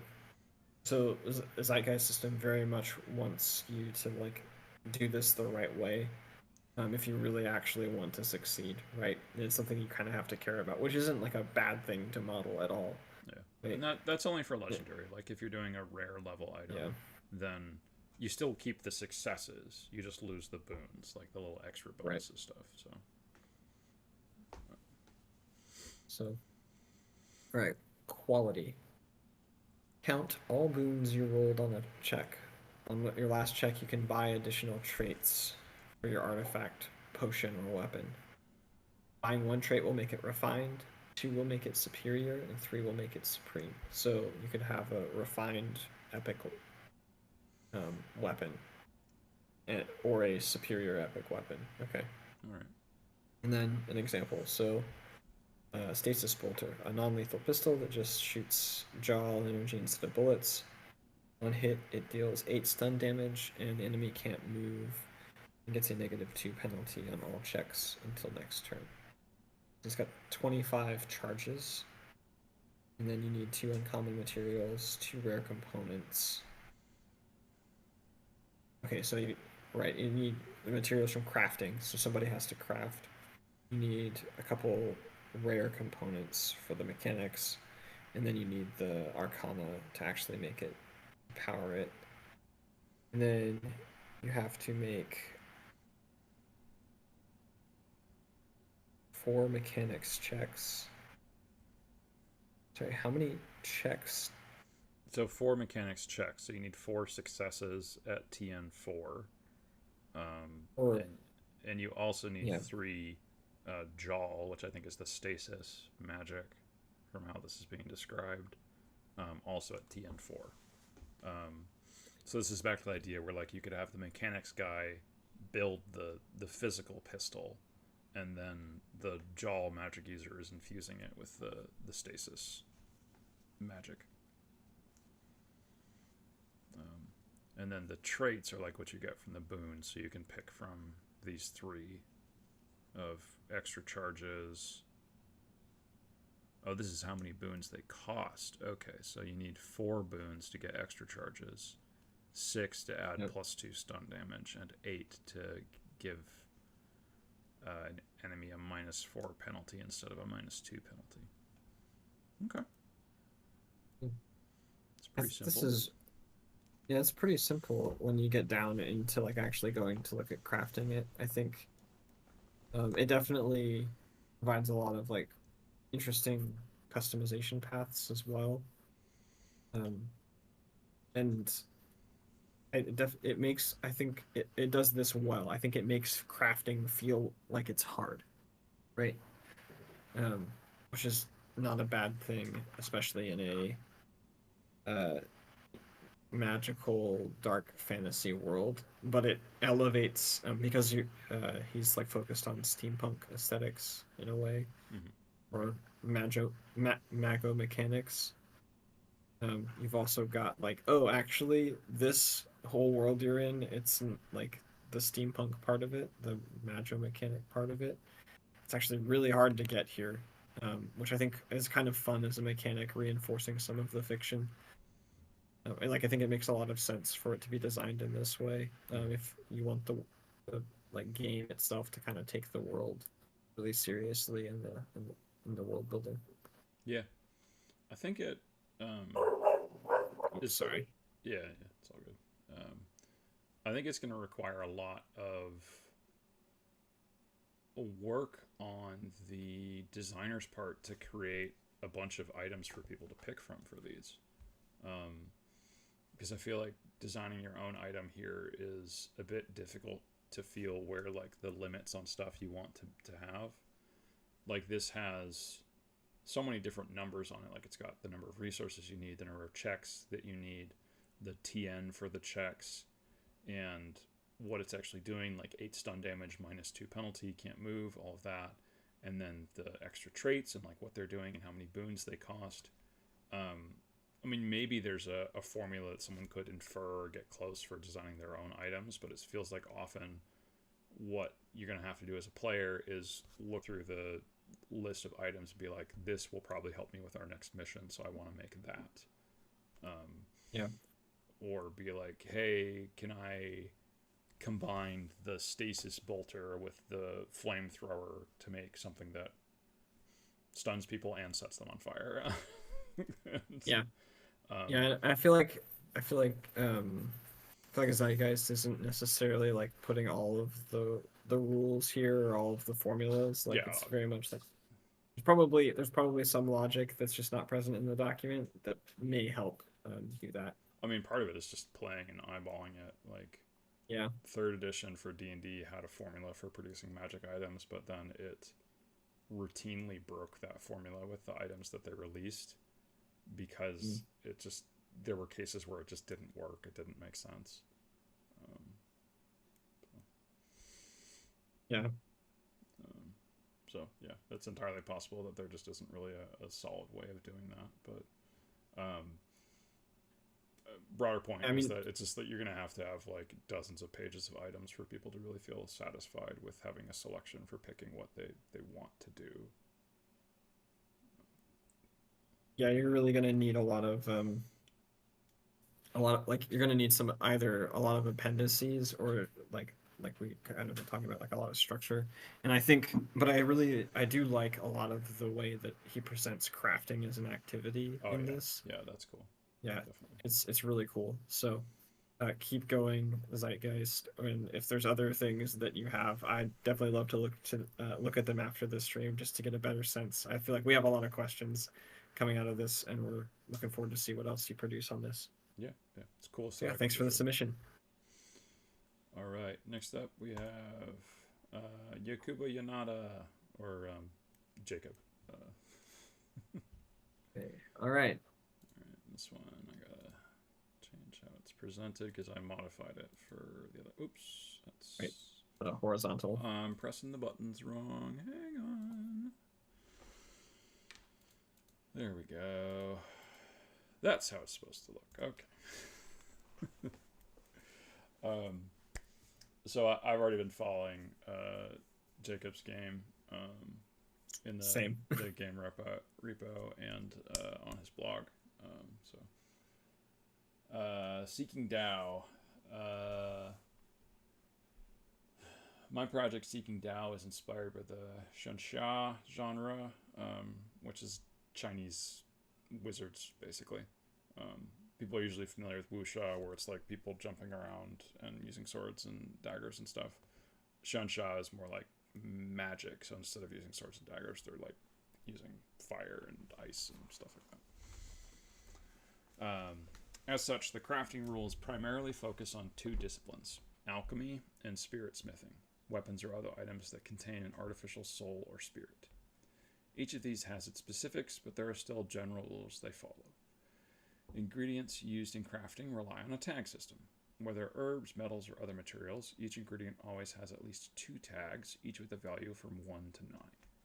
The first is rarity, which determines the value and how difficult it is to obtain the ingredient. However, as this has no effect during actual crafting. The second is quality, which is important when the material is used in crafting another item. Additional tags define the material's properties. For example, a metal's sharpness for making a sword, the potency of a poison, what illness or injury an herb treats, whether the material is aligned with a particular element, or whether it leans more towards yin or yang. Materials from powerful spirit beasts might also carry emotions, intent, or similar traits. Not all tags are positive. For instance, a tag like Explosive 7 indicates a risk of explosion with a strength of 7 during crafting. With 1 to 9, that sounds pretty bad. 2. There are 2 ways to craft an item. The first is to use a known recipe and follow it precisely. This reduces the chance of failure, but the exact ingredients must be used. The second is crafting without a recipe, using whatever materials are available to the player.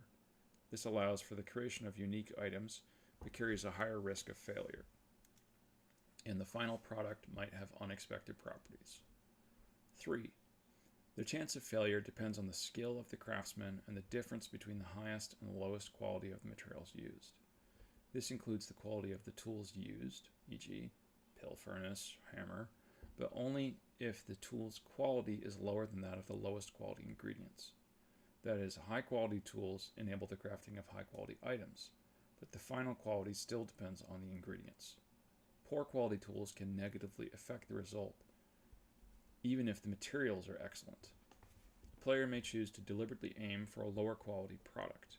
They declare the quality they want to aim for, up to the maximum quality of the best ingredient used, and this chosen value is treated as the maximum quality for purposes of calculating risk. This increases the chances of success, but limits the item's maximum potential. The quality determines the maximum values allowed for the item's tags. The higher the tag, the stronger or better that particular property. And then specifics of the subsystems. Alright, alchemy, and spirit smithing was the other one. Alchemy. This system operates on the principles of wuxing, the 5 phases, and yin-yang balance. At any point during the process, the state of crafting is in a particular phase: wood, fire, earth, metal, or water. It is either balanced or leans toward yin or yang.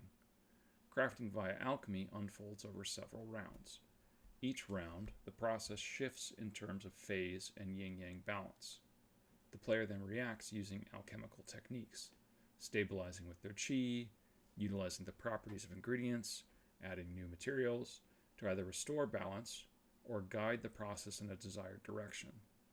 The final properties of the item are determined by where the process ends after the final round. The phase, or element, determines the type of effect, tags, that products will have. The yin-yang balance affects the quality, tag values of the resulting properties. The outcome can be modified by certain alchemical techniques if the player knows them.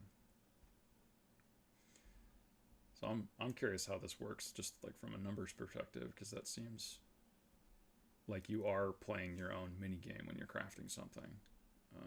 Yeah. And where you're trying I to move think through phases as you're building something. Like, it makes sense from a sort of like inner alchemy perspective, which I guess outer alchemy is kind of getting into that as well. But you were saying.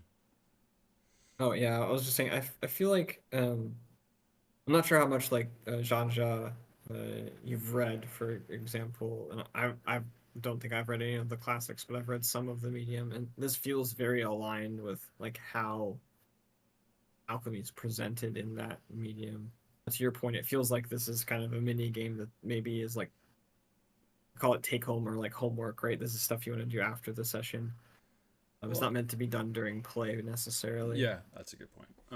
And I will say that for this, like, it makes sense for a lot of like alchemy that's presented in Shansha genres, but usually that's more like immortal alchemy, um, compared to like TCM, which is more like sort of minor alchemy, where you're not trying to make someone into an immortal Right. god or whatever, where you don't necessarily need to involve all 5 elements in what you're doing, because you might be just treating one element.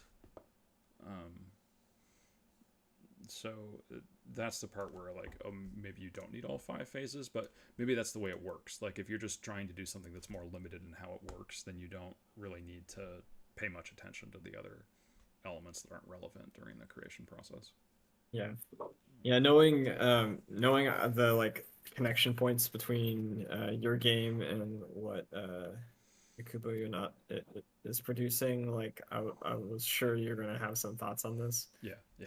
I think probably some of the context is actually how that like that model of like the 5 phases in the yin yang balance like actually works or operates, and maybe differences in viewpoint on that. Um, as to how it then affects the game in this, because but yeah, I think it does a really like, at least this part to me is very evocative of the media that I've read, Yeah. where someone is like actually performing alchemy. Like they're, you know, they have a pill furnace, they take these ingredients, they have to then um, you know, adjust the balance of key within um, Yeah, yeah. within the furnace, right? That stuff like that it feels like right on the money for that experience. So All right. really cool from a theme perspective. So next we've got an example. So let's see if that answers some of our questions. Okay. So say you're trying to craft a fever remedy. You need ingredients with the healing tag, and fever is associated with yang fire. So you would aim for the final phase to be water, and strongly yin to have the best medicine. So ingredients with tags healing, water, and yin are preferred. But if during the process final tags change, it can produce medicine that will not help, or even worsen fever, but can have other beneficial properties. Metal produces a medicine that works against parasites. Fire would heal frostbite and hypothermia. Earth would result in a tonic for stress or mental ailments.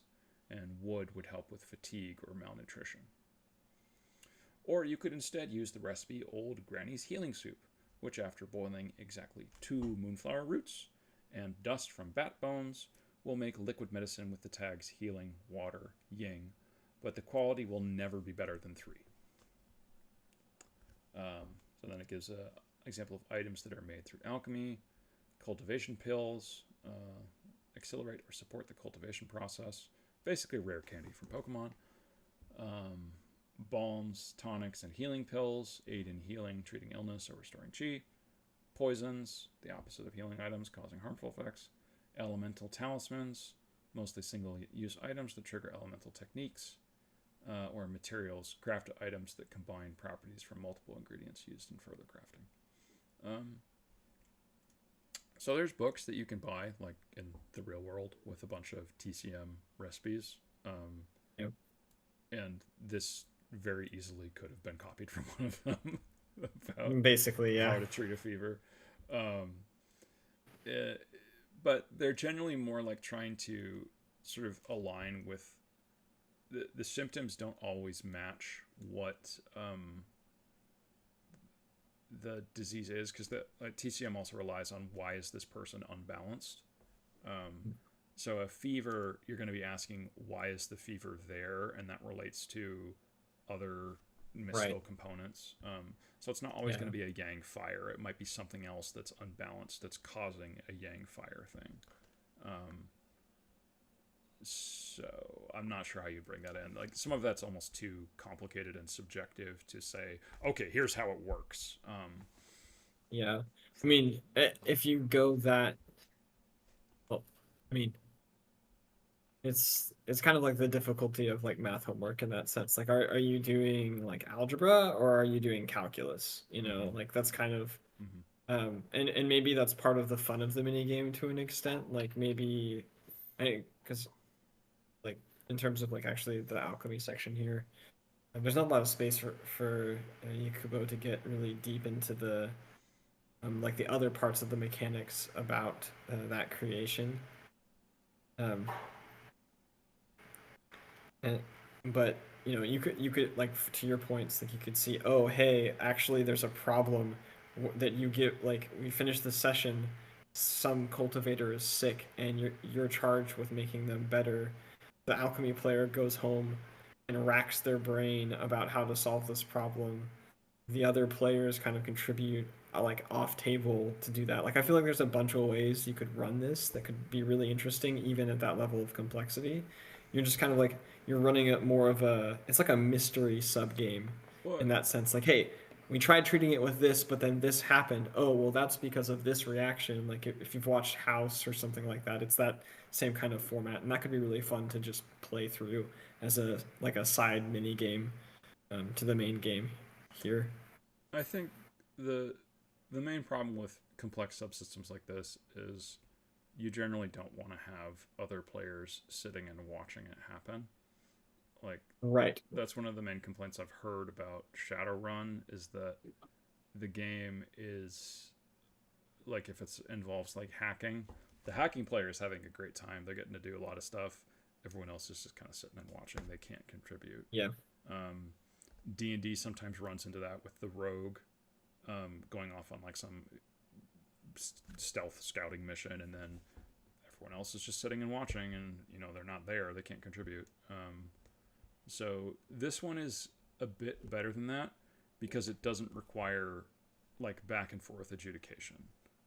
You Yeah. can do it by text in between sessions on Discord or whatever you're using to communicate with people.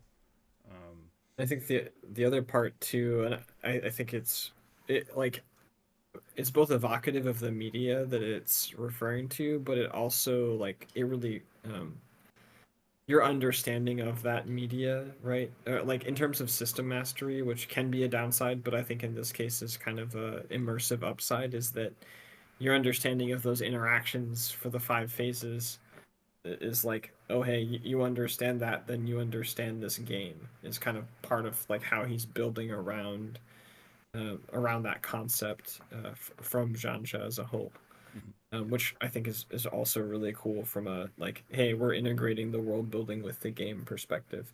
Yep. Yep. That's why I'm following the game. It's cool stuff. Yeah, All right. yeah, Well, I know you have vested interest via your own game, taking inspiration from the same kind of media. all right. We'll keep going. We got spirit smithing next. So, because we had alchemy and spirit smithing. So spirit smithing is connected to emotions: desire, fear, anger, sorrow, inner demons, nascent soul, and intent. The emotional and spiritual state of the creator affects the final product. It needs to be said that in my RPG, this is a mechanical system there is a mechanical system for emotions. The smith can imbue their item with their own emotions to give it new traits. However, this has drawbacks. The wielder of such an item must be attuned to the same emotion or otherwise connected to the creator to activate those traits. Another form of drawback could be that the item might influence the wielder. For example, if a sword forged with anger might incite that emotion every time it's used. Items that can be made through spirit smithing: Fulus, divine talismans, special type of talisman effective against Yaogai, Mo, and other non-human beings, demons, fiends, and evil spirits. Those are scrolls that you like tape onto someone and then they're affected by it. Weapons and armor. Ordinary weapons are insufficient for a high realm cultivator. To truly harness their powers, they need properly crafted gear. Moreover, if a weapon awakens its own spirit, it may grant additional benefits to its wielder. So this is something that I'm also aware of. Like, emotions are also connected to the whooshing, the 5 phases. So you could have a further connection there if you wanted. I'm not sure that's the way that Jacob set this up, but you could have it that way. All right, cooperation of masters. Some complex artifacts require both alchemy and spirit smithing. Large-scale projects might need multiple masters working together simultaneously. This especially applies to spatial items, items capable of storing other items, or even creating a space that can hide a living being. These are often rings or paintings. Arrays. Symbols and constructs with special functions tied to a location. A teleportation array allows for long-distance travel.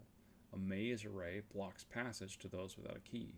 A barrier array can defend an area from attacks. So more complex stuff where you need like a magic item and a potion that you pour on it or something. The goal of my crafting system is to make the act of crafting itself exciting and interactive for the player. They can learn techniques to assist with crafting or enhance the quality and properties of their items. These techniques are used actively during the crafting process, making it a dynamic and engaging gameplay element. Yeah, that was the sense I got, definitely. That it's its own subsystem of... I mean, we were just talking about, like, the elements and stuff, but yeah, having techniques. Like, my character knows how to swiftly move through the metal phase back to the fire phase, so I can, if I'm making a fire item and we move to the metal phase, I can have that count as a fire phase to further enhance the fire element within the item I'm producing. I'm just throwing out an idea. I mean, I don't know if that's how it's actually going to work. I think this is a really interesting submission from the standpoint that the most that we get necessarily mechanically is that there are like items that have traits, but there's no discussion of the resolution. But Jacob goes all in on just saying, here's how this is supposed to feel. I think that this is a really fun entry. That's maybe different in some ways from some of the others we've had, in just saying this is a really awesome design direction that we're being shown. It's not necessarily the full mechanics, but I'm interested to see where it goes. Definitely. Yep. And from what I followed along, Jacob is still very early in the process for creation, and it's this is a good outline for where he wants to go. I think you and me are both following Jacob in the same way. I think we share some very similar inspirations overall. So yeah, I'm there with you. Just looking to see his progress kind of as he's developing these thoughts is really fun. All right, I need a quick break. I do too. I need to get some water. Yeah, exactly. Okay, so we'll be back in 3 minutes or so. Sound good? Yep, sounds good. Okay. Move it to the little... There we go.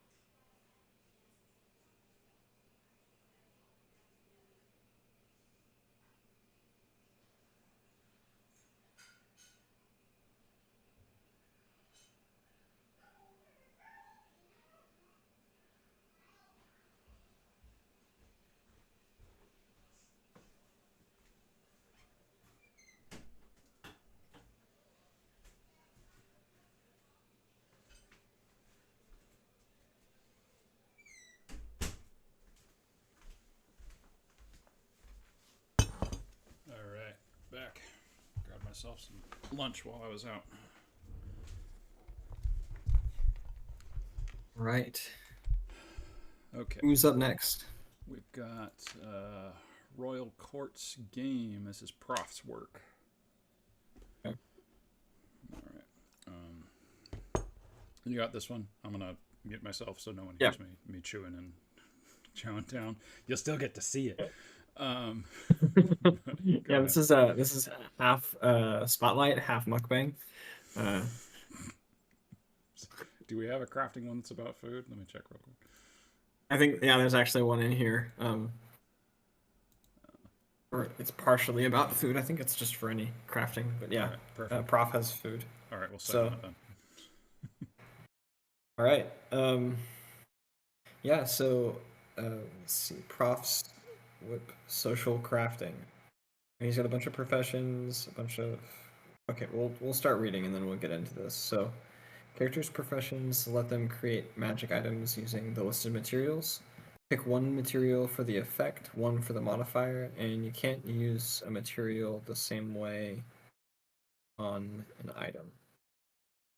Consumable lasts for 1 hour, but 4 times longer for a chef. For calligraphy, it's activated by holding and reading. After it's used, the paper will harmlessly burn like flash paper. Toys activate by winding, triggering, or pulling a string. Flowers activate by smelling, and effects linger for 10 minutes. And worn effects last while the item is worn. So, just taking a quick scroll through. He's got a bunch of tables here. He's got a little further context. Go ahead and read that and then kind of dig into parsing this. So the game will be about drama in a medieval to Victorian castle. And Proph is unsure yet if players are royals themselves, their servants, or both, and the core resolution isn't really ready either. So some of the stats are grace, presence, and charm, aversion, cheerfulness, dejection, fright, hostility, and trust as like other status conditions. And then access to resource will be limited. So, of looking through the progressions, he's got calligrapher, toymaker, jeweler, barman, florist, stylist, chef, confectioner, and tailor. They have different activation types. Your food, sweets, treats, and drinks are all consumption. Jeweler, stylist, tailor, all wearing, and then you've got the special type, which is florist, calligrapher, and toymaker. So that's the that's why he included these bullets here. Okay. Now, for a distilled drink, so as a type of drink, as a spirit and tonic, it imprints memory of a fictional event, or imprint. Okay. It's the memory of a fictional event, and it suppresses the imprint. Which one are you on? If it's fermented, like an ale or a cider, while at least one of the drinkers who shared the drink feels the imprint, all drinkers feel a copy of it. Relevant memory sense drinking. Oh, so it's a drink that stores a memory. So the person who Yeah, it feels like it. Yeah, it feels like a memory storage or like a thought collection device. Interesting. For fabric, like the trait just gets greatly improved. I feel like this is too many tables and not enough information about what the system is doing. Like, I get that there's different types of consumables here and how they sort of work, but I don't have enough background to really understand what this is trying to do. I get that it's a social system, so this is more like Legend of Five Rings, like sort of minor bonuses to social tasks instead of this potion gives you buff muscles so you can hit harder. It's more like other stuff, but it's a little too vague to really wrap my head around what the game is doing and how these different things help. Because we only really have 2 paragraphs explaining what these actually do. Yeah, it's a little hard to parse, but I think it's interesting. Like, at least from like I'll say aesthetic, but it's more like a world building stance. Like, you found Proph's done interesting work here, I think, and just having a way to have like items in matter potentially in a medieval to Victorian like castle social scenario, which is really fun. You can think about like entire campaigns that are just, oh, we're hosting a ball and you see all of these items come out, like, oh, we're using a special ink in the back room part of this negotiation, and then we move to some other scenario and someone and we have the chefs serve. Like, there's a lot of fun ideas here. I'm definitely curious to how it plays out. It feels like we don't have enough context to fully like give like a lot of feedback or to get thoughts from it, but it's definitely in its own lane, which is really cool. One of the ideas I'm getting from this is like the fermented drink. So you could make like a wine that, like, you want to embarrass someone, so you make the wine contain your memory of that time that person was embarrassed, and then everyone drinks it, and now everyone remembers that event, and even if they weren't there, now they sort of quasi experience it, and they can be like, haha, look at that guy, he's a dope,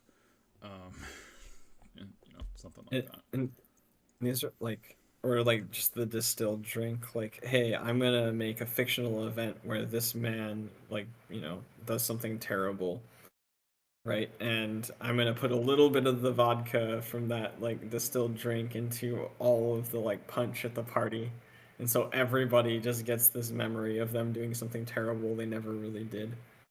There's, like, to your point, there's bunches of fun stuff like that. Like, even with like just fruit or gemstones, right? Transform into the prime version of the last person you touched. Oh, okay. Sorry. Oh, sorry. This is actually coming together for me. Okay, he's using a very specific what's the term? Structure for how the table works. So the effect of drinking this magical, like, distilled tonic is that you suppress the imprint. And the imprint in this case is a memory of a fictional event. So, like, with this distilled, you suppress like this memory, this delusion, for example, or at least one of the drinkers you shared, the drink feels the memory of a real event. All drinkers feel a copy of it. Okay, okay. So I'm understanding this a little bit better now. I feel sorry, just for Proph. Like, I feel like ordering effect before imprint, and this, or like a trait would could help. At least for me, for legibility. But I think it's a good way to structure it. Like, you're good there. It's just taking us a second to wrap our heads around it. Yeah. Your trait is greatly improved or increased while you are in the light or the dark. So your sight. Right. So you could swap any of these traits out potentially, or if it is specific, then that. Then you have it, like, Proph probably has a lot more tables or line items in the works. Oh yeah. To develop this. This is minimal. Yeah, this would be minimal. Manifest empathy greater than anyone present, or invert passion. So, like, if you have someone that really hates somebody and you use how do you express the floral? Yeah. The flowers. If they smell the flower, like, if they hate this other person, it swaps to love, or something like that. Okay. Just stuff like that. Yeah, there's a bunch of really fun uses for the stuff that he's produced here, especially in a very socially focused game. kind of curious Transform. if a table is the best way of presenting this information as opposed to just a bunch of individual entries for the different items. Potentially, but I mean, Proph does make the note that the core resolution isn't quite ready yet, so Yeah. I feel like this is just like getting ideas in, and like that's where it should be. So I don't think he's wrong to try to just like, hey, he has thoughts, he wants to get them out there. This is, he shouldn't try to push himself to do a bunch of extra work on formatting when there's a lot about the game that still needs more resolution. Yeah, that's kind of part of what we're doing. We're just trying to get people to come up with some cool ideas and get started on something. Yeah. And yeah, as far as like compared to my crafting system, which was all like, here's how the numbers work, this one is much more evocative and fun. Right. So yeah, this is cool. And I think at the very least the like aesthetics of the items themselves, they make a ton of sense for the kinds of things that you want to be doing. And they pose unique challenges that are fun for and I'm referencing like Jane Austen, and that's probably not like quite the direction that Proph is going, but like, okay, well, how do you get this person to then sniff this flower so that we can get this social outcome that then produces this like fiscal outcome for our city state or kingdom or our house, right? Yeah, like the uniqueness of how these items work, I think, is the part that I love the most, because none of them are all like, or outside of maybe the stuff that you wear, they have unique activation clauses. You have to convince somebody to eat something. You have to get somebody to smell something. You have like, the toys are probably pretty easy. You activate it and it's done. Yeah, I think there's a bunch of fun stuff here. well, one of the toys is like, it's a pull string, so someone pulls it, and then you're like, it says, wah, wah, and then you take it back from them, and then you can see through. Oh wait, no. So yeah, you can see through the person's eyes who activated it. Yeah. So I think that's how this works. Yeah, I think that's how it works. Yeah. Watch through the person who last activated the item's senses. Well, I think there's some really cool stuff here, and I think a lot of the theming matches pretty well with what the items are. Yeah. It needs a little more writing around it to make sure that what we're interpreting is accurate. Right. Like, the last thing I want to do is like misrepresent where Proph is going, but yeah, I think there's some really cool ideas here. I'm definitely looking forward to seeing how they develop. Yeah, for sure. All right, thanks for the submission, Proph. I do want more explanations. I just want you to know, like, we do want explanations. You need to tell us. Yeah, so put that in. We're expecting them. All right, next we've got Pivot, and he did the system's called DTIMAL. It stands for something, but I couldn't find out what it stood for. I don't know about you, but are you able to read the text on the images that he's got? I might have to zoom in a bit more, which will change. Yeah, I'm zooming in, and I don't think I have the resolution to actually look through them. Okay, I do. Maybe. Okay. It's looking a little wonky over on the presentation, so we'll just have to be okay with that for the video. But yeah, okay. I'll go ahead and read this one. So Pivot, crafting normally and magical systems. Welcome to the crafting system of Pivot. This mechanic is derived from ideas from D&D 5e and my original ideas. Pivot is a tactical action, grimdark, medieval fantasy 2d6 TTRPG, and is built from simple but more realistic role-playing game mechanics. Oh, that's right. So the system is called Pivot, and the person who posted on the Discord, their screen name is Pivot DTIMAL. Okay. So maybe we'll call them DTIMAL in this, and Pivot's the system. Yeah. All right, so starting off with tools. Crafting tools are specialized kits or instruments that are used for specific materials and are required to create, repair, or modify items. When you have a general trade skill that gives proficiency in a tool called a tool trade skill, it gives +1 for any relevant 2d6 roll involving the tool use, and it increases at tier 3 and tier 6 by 1. Being a journeyman in the tool trade skill would add +2, and being a master would add +3. Additionally, you add your brawn, finesse, or instinct modifier to the roll, depending on the task. When not in a workshop, tools should be used to repair, do small modifications, and craft minor items that a character can reasonably do, GM discretion.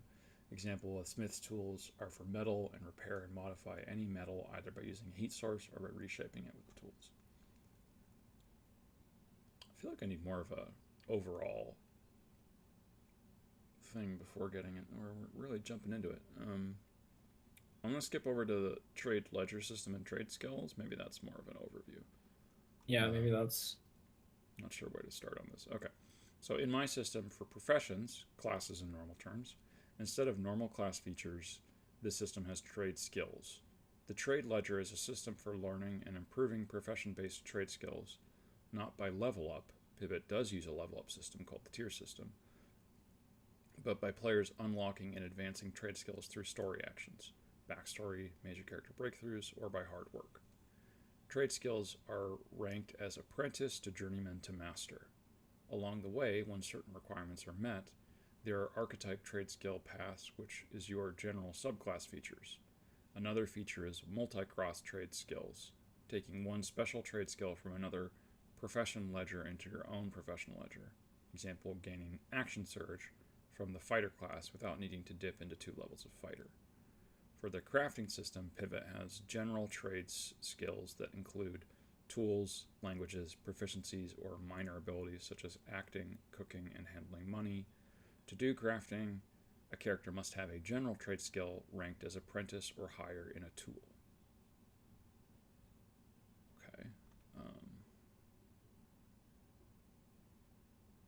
Okay, so you're rolling 2d6, and you get some bonus based off of your skill, I guess. That's what I've got so far. Yeah. And then the tool, so this is for crafting tools. Yeah, so you have proficiency in tools. That's your skill. So, like, you have proficiency in blacksmith tools, and then you can use them for whatever you'd use them for. Which isn't quite that different from being proficient in the skill itself, but that's how it's being tracked. Okay. Workshop. A workshop is a designated space outfitted with proper stations, surfaces, and extra tools that provide all necessary requirements for properly crafting, repairing, and modifying items.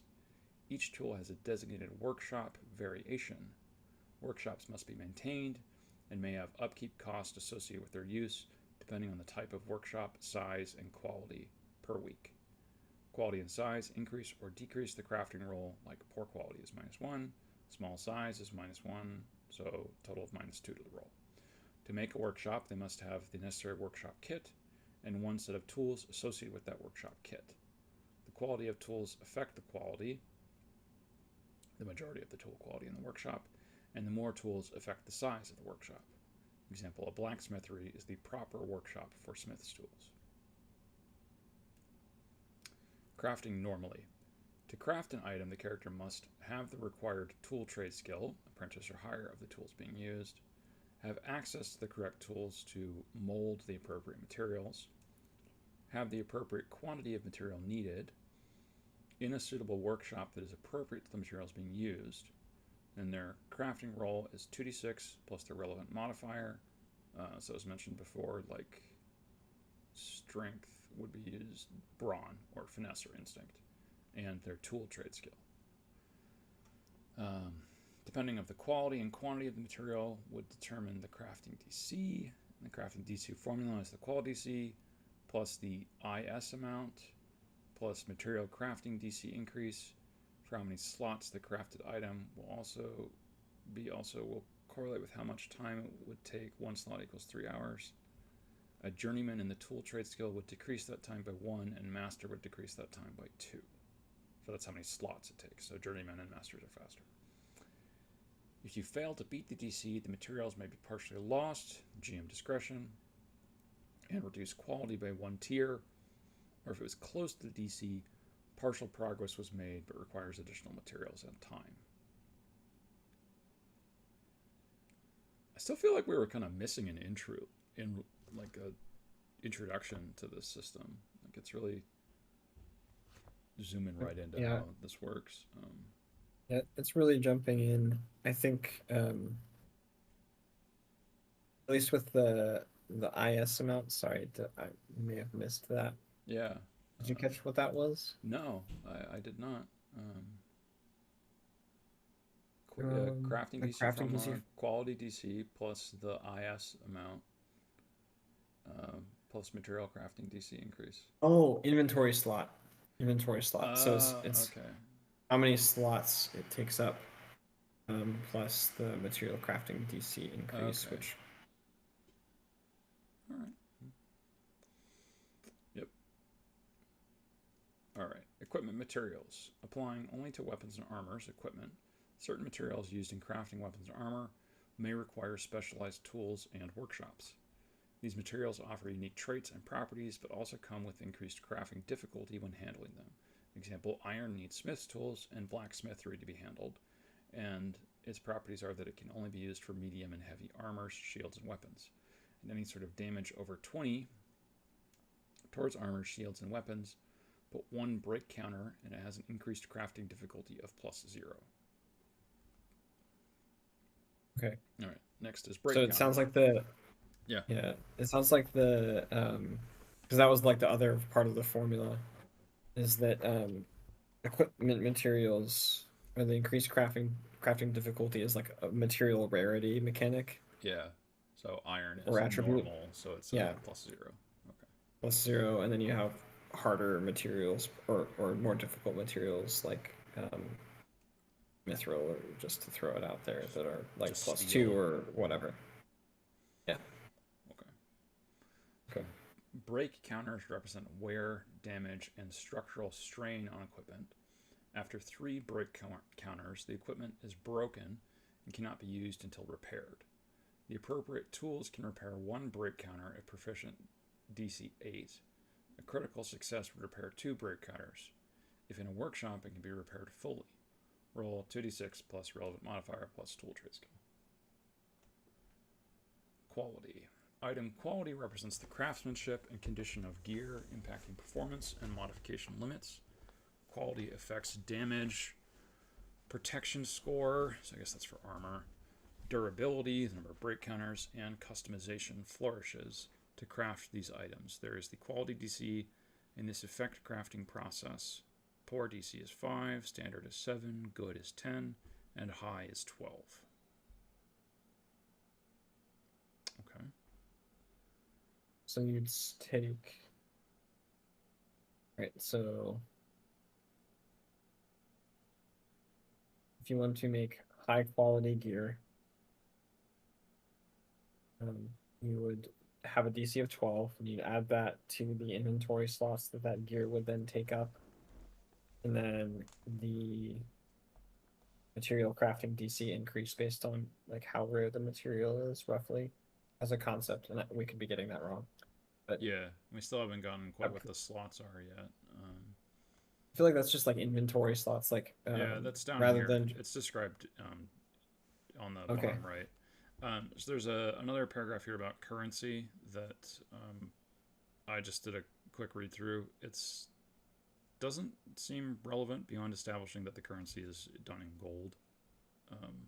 And this one also has some pretty small text on it, so we're gonna have to. I think we'll just skip it.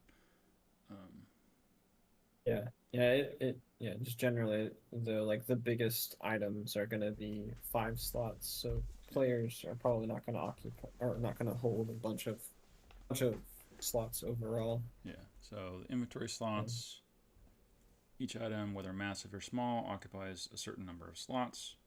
tidying items can stack in the same slot, so that depends on the object. Small items are about 1 to 5 pounds and take up 1 slot. Medium items are like 6 to 15 pounds and take up 2 slots, and that's usually going to be like a sword. Yeah. Large items are 3 to 5 feet long, or 16 to 40 pounds, and take up 3 slots. So that is getting more into like a part of an Spear. armor or a spear. Yeah. Huge items are 5 to 7 feet long, or 41 to 70 pounds. So that's like could also be a spear, or a full suit of armor. And then massive items are over 7 feet or 71 pounds and take up 5 slots. That's like maybe the sarissas that Macedonian phalanx used, like giant spears. Oh, yeah. Or other really big, bulky things. So that calculates the DC that you roll against with your relevant modifier and tool trade skill. Just as a so the work here is just what materials do you have, what is the size of the object you're producing, and then what quality do you want to produce it to? Yeah. So a suit of armor, we want to make the best one. So let's say quality DC is 12. The inventory slot, a suit of armor is going to be the huge item, so it's going to be 4. So 12 plus 4.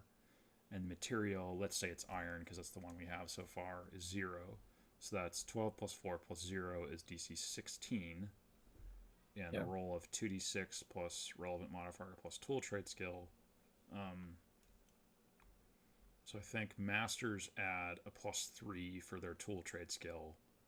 And whatever the relevant modifier is, probably also +3 maxed out. So a really good smith gets a +6. So they need to roll a 10, 11, or 12 to succeed on this DC.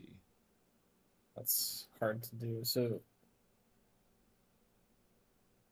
it feels like that task would be very hard to do overall, just from because of the curve that a 2d6 provides. Yeah. So generally, even like really good smiths are not going to make often like high quality items, because it cranks the DC up so disproportionately to the other items. Like, you would be better off working with a more difficult material than you would with a high quality item overall. Well, it means it would to produce a high quality. They'd succeed 1/6 of the time, which would mean that they would, on average, take 6 times as long. Usually it takes them, it's 4 slots, so it would take them 12 hours, but masters reduce that by 2, so 10 hours, but we have to multiply that by 6, so 60 hours, and then do the usual divide by 8 kind of thing for work days, which means it takes them about a week and a half to produce a suit of full plate. A really good suit of full plate, because this is high quality. Yeah. And for quality impacting the performance and modification limits, I'm excited to look at what those modifications mean. Like, that's why you'd want to push to higher qualities. So, all right, let's keep going. All right, salvaging.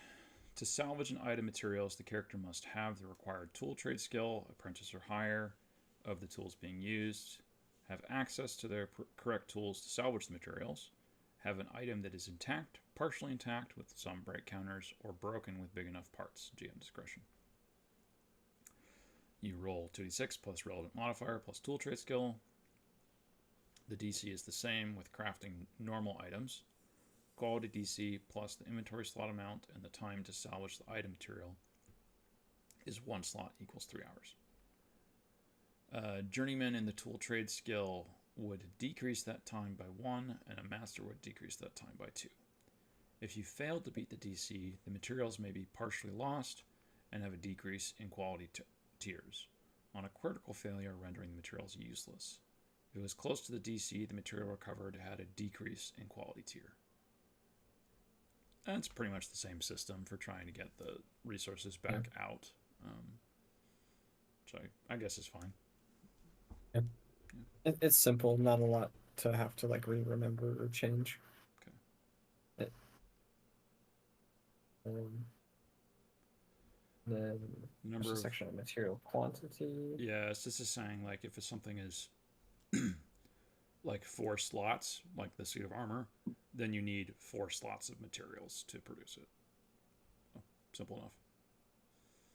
Yep. All right, specialized modifications.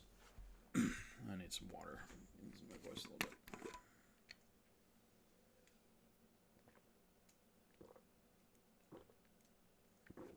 All right. Specialized modifications.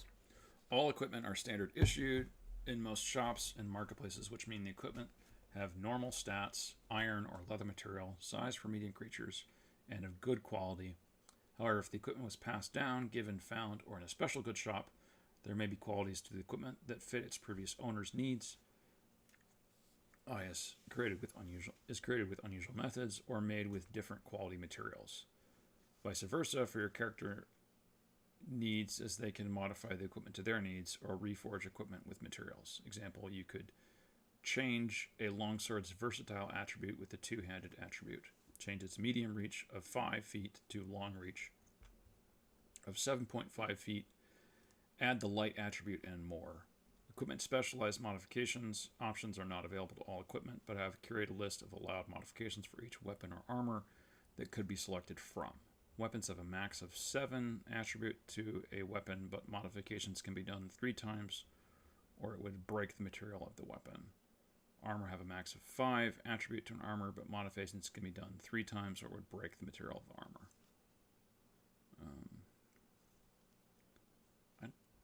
That seems to break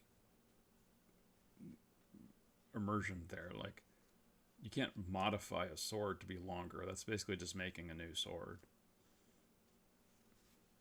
Oh.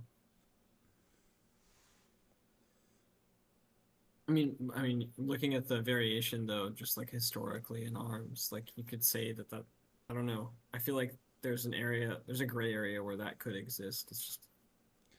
I just feel like it's gonna break at the end wherever you do that. As soon as you hit something. I mean, but you're using mithril. I mean, to the extent that like we're all producing fantasy games, like you know. Like, I mean, just part of me is also like if you have salvage rules that are pretty simple, do you need? Well, I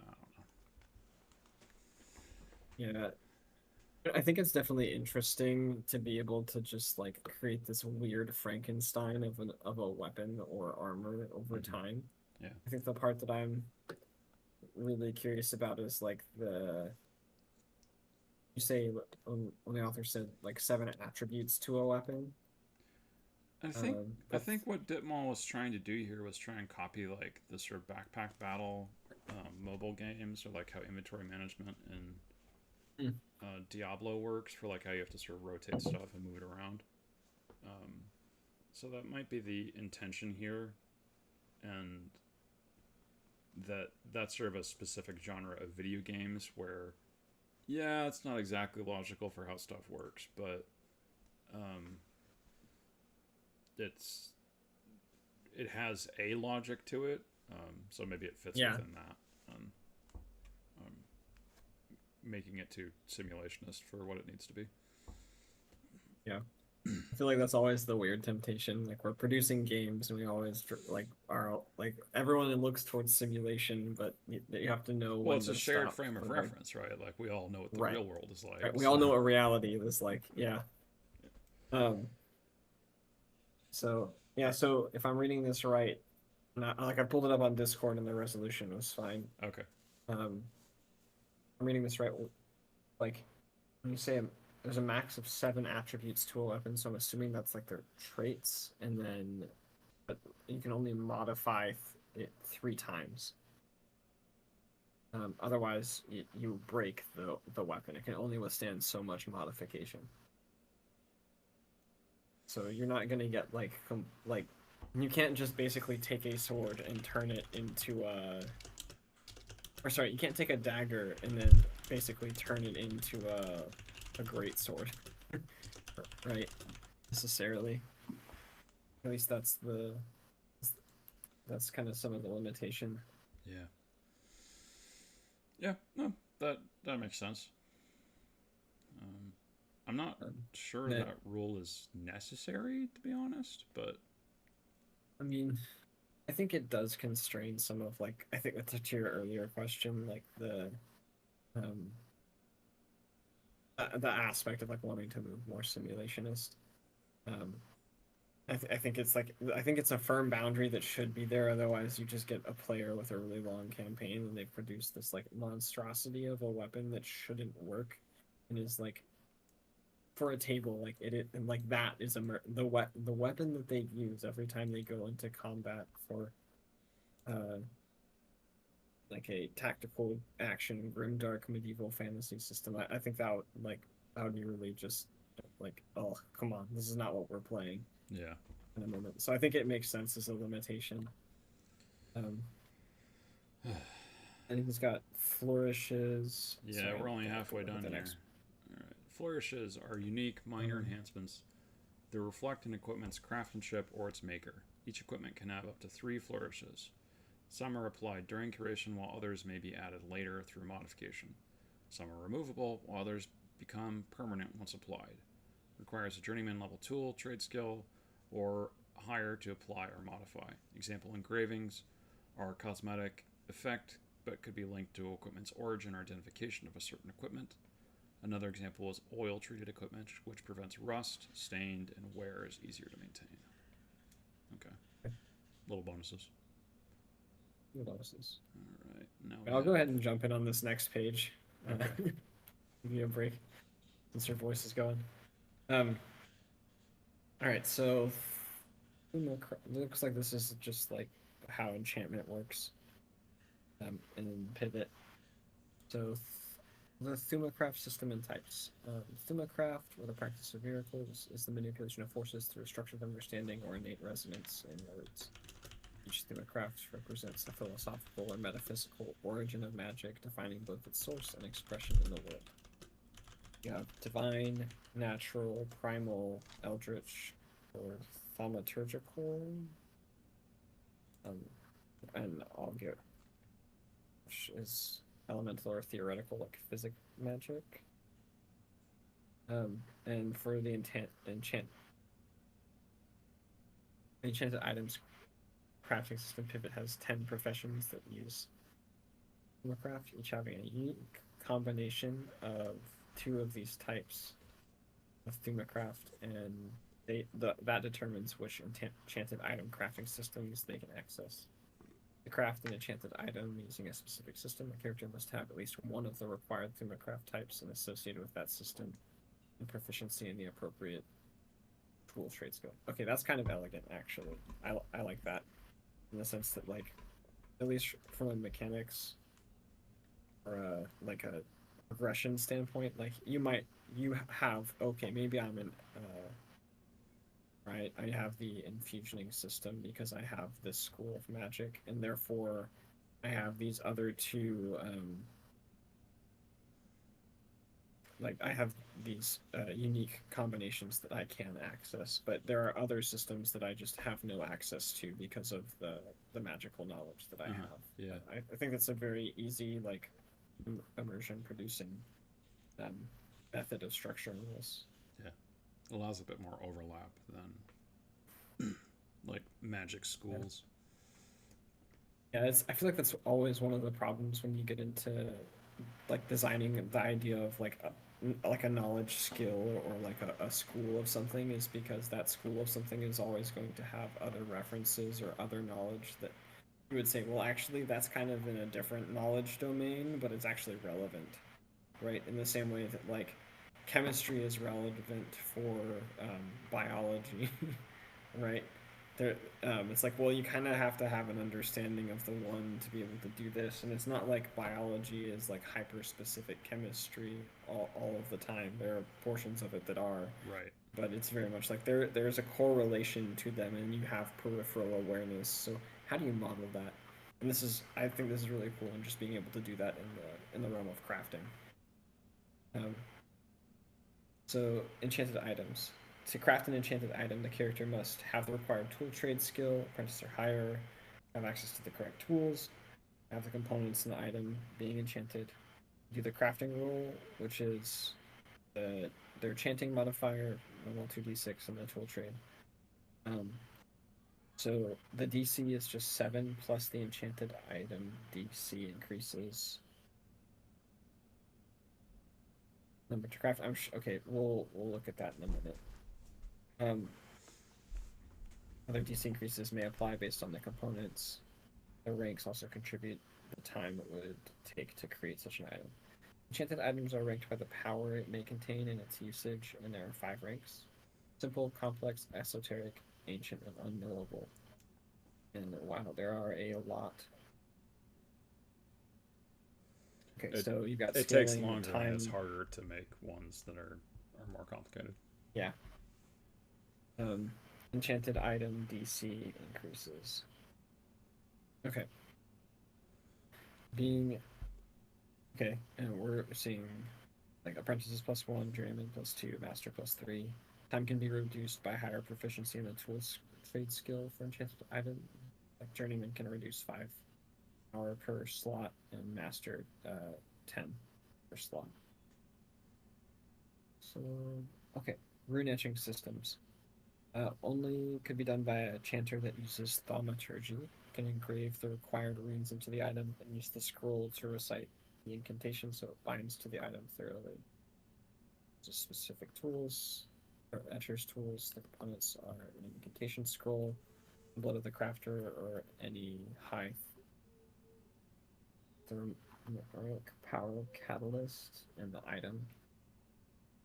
Okay. It's relatively simple. The rest of this seems kind of just like descriptions of what these different kinds are.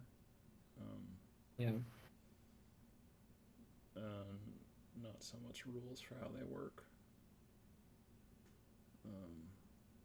Yeah, I agree. And this one's getting a bit over on the word count, so I think we gotta move on.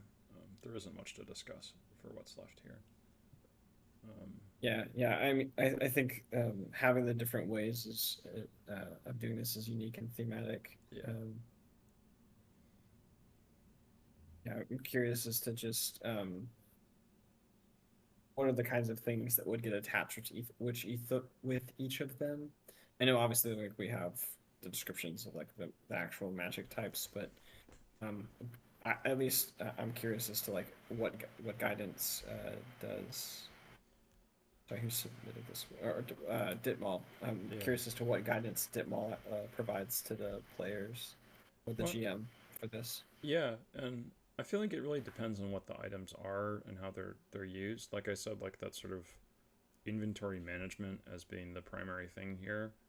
This might make a lot more sense. We're modifying items so you can sort of get its bonuses while still only using 3 inventory slots for your sword. But now it's bigger, longer, and deals bonus damage and stuns people when you hit it every second time with it or something like that. That sounds pretty cool. And if I gotta squeeze that in so I can have really good armor so I can survive being hit by a giant,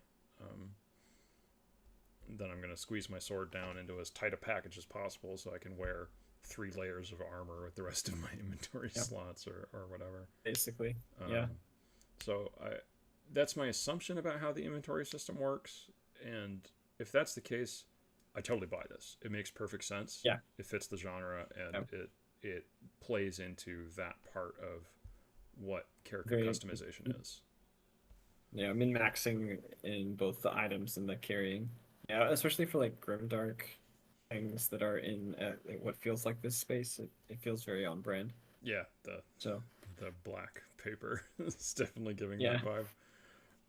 But also appreciate the submission, DTIMAL. We're gonna let's go ahead and jump to the next. You got insight, or I've got the story-driven. This is story-driven alchemy, which is the last one that was submitted by Xaver. I think we have one more by insight. Yeah, we do. Okay. No, it's. Do you want to do that one?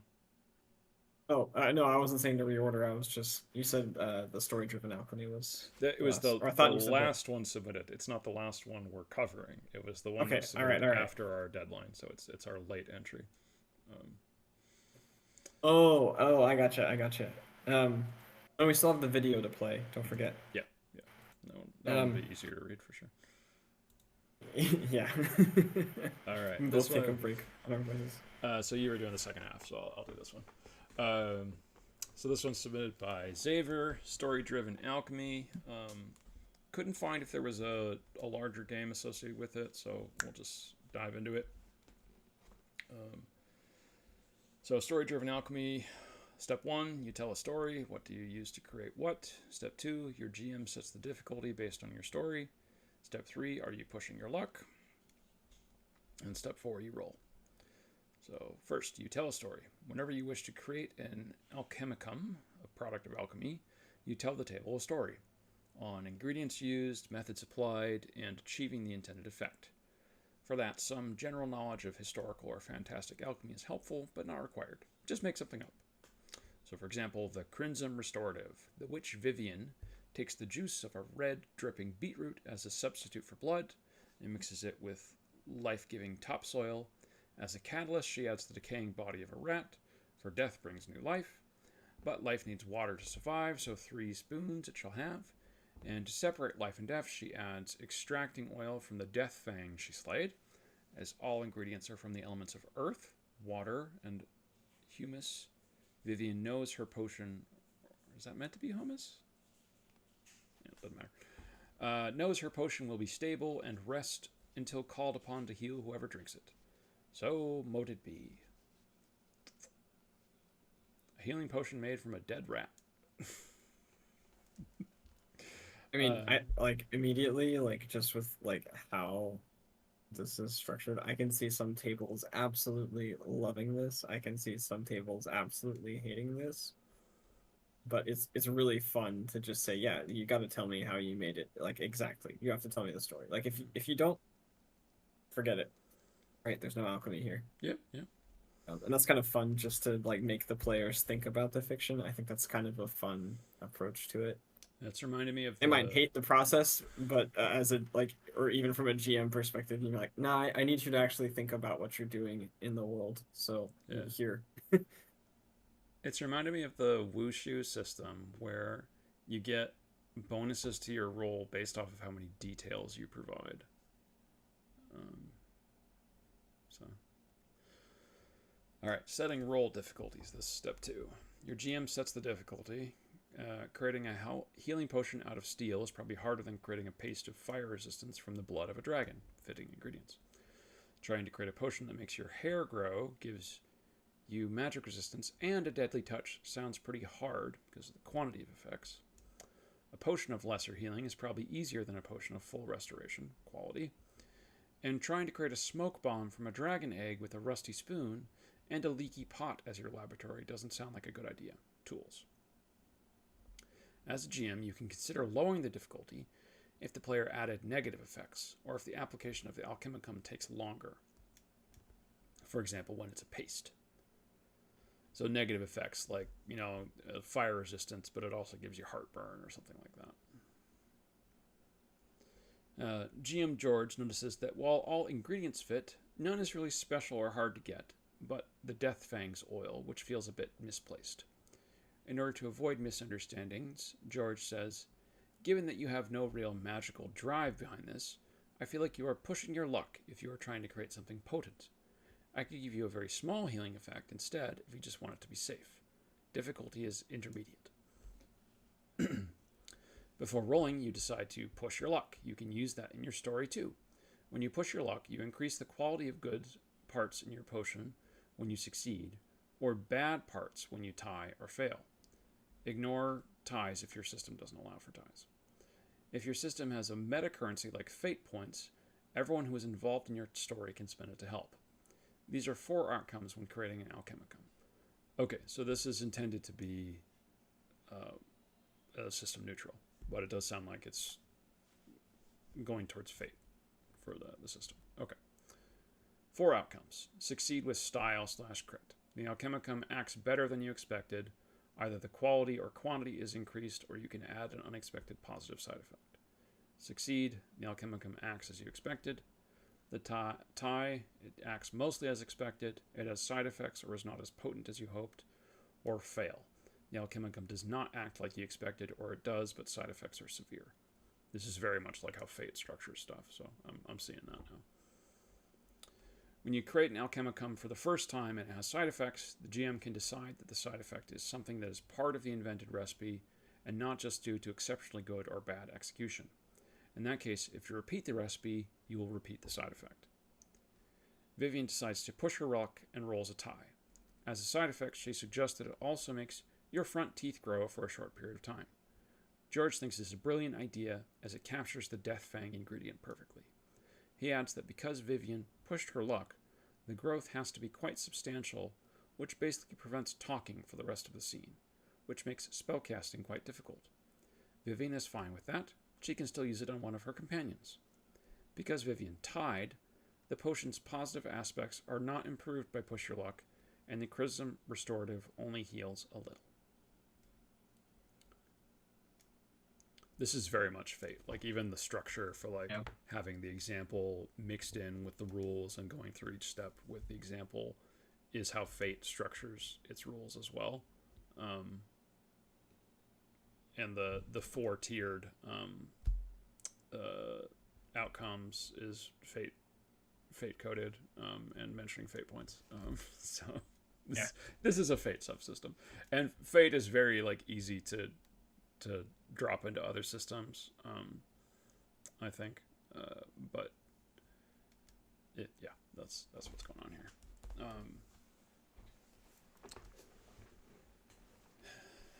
And it's probably not that different than setting up an aspect within Fate for how it would function within Fate's rules. So I think it's just trying to move it outside of that. It's just, with a system neutral thing, it's very hard to be like, okay, here's your DC, because it, like, a DC. Like some games. Yeah. How do you do that with the, like, I mean, just even comparing, like, dice pool systems to D20 systems. Forget it. It doesn't work. But I think this is really, like, it's fun. It puts a lot of the onus on the players to make it interesting for the rest of the table, and I think that's always kind of like that's a good thing. Like, hey, we're making a potion. Here's a story. It's not just the player that gets the enjoyment out of that player. It's also, like, the rest of the table. And I think that's something, like, like, if you don't allocate, like, crafting systems to downtime, you usually end up with, like you said, everybody else watching and the one person having fun. So I think this is a really, like, it's a really smart way of, like, putting it to make something interesting for the table as a whole. Yeah. And I think,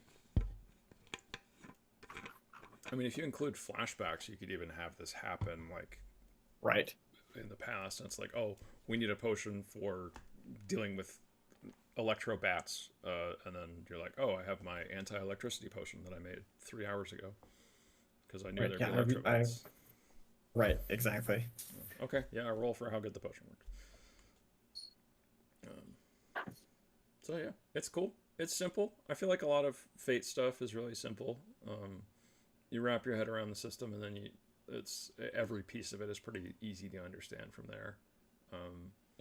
And this is pretty much the same. It's structured a little bit differently because usually Fate has you creating parts within a scene and not, like, potions that you could use later on in a different scene.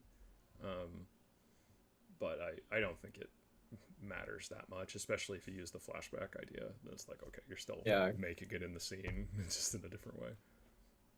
Right. That was a good submission. I'm glad Xaver put that in. Yeah. Even after the deadline. All right. Now we have our last PDF. We still have the video entry that we'll do last. Capstone, but this one's submitted by you said Insight. And it's for, what did they say? Sunderpunk Fantasy. Yep.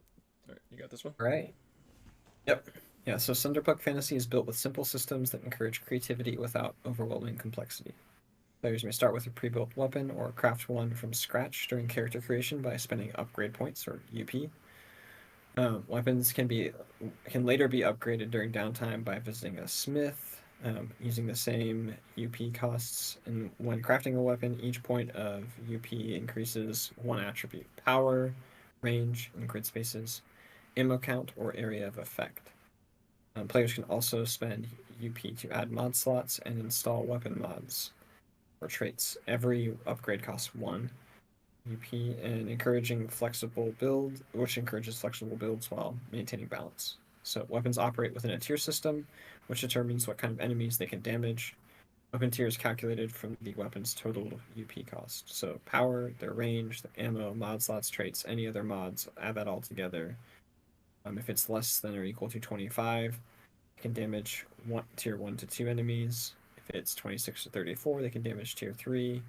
But it applies the heavy penalty if it's 35 or greater, or 35. It's just 35 UP. Like that's the max. You can damage tier 4, but it applies heavy and unstable, and you couldn't use something that's above 35 UP. Probably weapons exists more as like for siege weapons or something like that, where it's not like something a person can use. Okay. Weapons one tier above one tier below a target roll impaired. So 2 or more tiers below, they can't damage the target at all. The heavy penalty reduces movement and limits reactions. Unstable weapons can be mounted or team fired, or must be mounted or team fired, or risk misfire and backlash. And power armor removes the heavy penalty and downgrades unstable to heavy. Tier 4 to 5 weapons can't be crafted. They must be purchased and installed on vehicles, fortifications, or airships. There we go. All weapons begin with 1 mod slot and a default mod based on their weapon type. You can add up to 3 slots, which adds another 2 UP each. Now, weapons are limited to 3 mods. Installing a weapon... Okay, yeah, up to 3 slots. Yep, okay. Sorry, making sure the language is consistent in my head. Yep. Installing a mod costs 2 to 4 UP depending on complexity. Mods provide unique effects such as area damage, armor penetration, or status effects. Each weapon type has its own exclusive mod pool, preserving unique playstyles and tactical identities. Okay. Yeah, it seems pretty simple. Yeah, I guess I'm curious what you actually spend the upgrade points on. Yeah. And if you start with sort of 25 of them for a tier 1 weapon, that feels like a lot, but maybe you don't, because it says up to 25, so there's a lot of space between. Yeah, I think it's really interesting to have like a tiered based weapon system. Like coming back to like Jacob's thing earlier, and a lot of stuff that you see in like Janja is like a certain, like you reach certain realms in like cult or in Eastern fantasy, and it's like I can't even like hurt that person because I'm so weak compared to them. There was There was a Shensha game I read called Hearts of Wulin that it functions that way. Like you can't at someone that's at a higher tier, you roll and that decides how you lose, not you don't win. Yeah, there's no winning there. That's just how you fail. And here, like, it's like 1 tier, you can kind of stretch 1 tier, but 2 tiers and up, forget it. There's just too big of a gap. It's interesting to see like that kind of exponential growth. In power. Yep. Yeah. All right.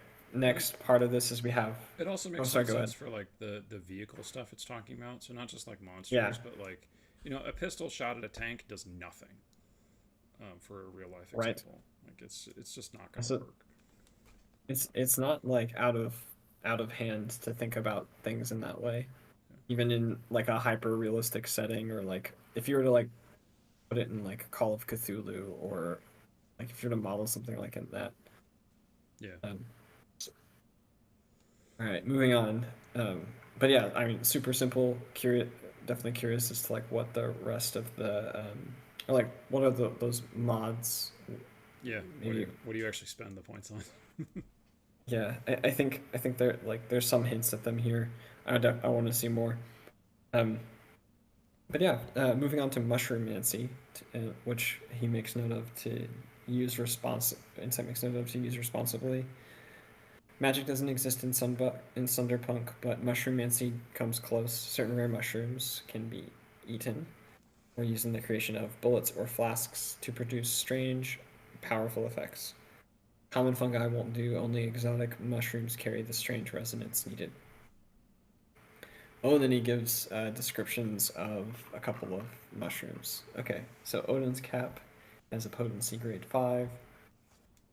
It's a wide-brimmed black cap with a faint blue glow emanating from underneath, and it smells like charcoal and ozone. Or it tastes like burnt steak and is metallic, and it's chalky, and it crumbles dry on the tongue. Can be found in clover fields after intense thunderstorms. If eaten, you can cast chain lightning, and there's a side effect that electronics within 15 spaces of you malfunction or flicker for breakpoint total minutes. I'm just more wondering why it's not called Thor's cap if everything about it is like thunder lightning associated. Then, if used in a bullet, it fires an electric shot and damages all targets in a 10-space line. Automaton targets and lose an action, or if you do it as a flask, you can call down a single bolt of lightning. Oh man, power machines. That's so funny. Like you harvest a mushroom, you turn it into a bullet somehow, and then you fire it, and it shoots a lightning bolt out of the gun. I love it. This is like this is tells you so much about what the system is doing. Yeah, honestly, so we just talked about like weaponsmithing. You weaponsmith this giant thing that you and like two buddies have to carry, and then you decide to make like mortar shells basically for this out of this mushroom that you found. Yeah.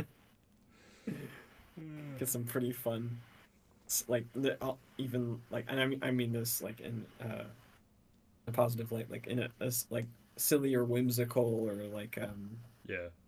I'm forgetting the term for it. There's one that's used a lot.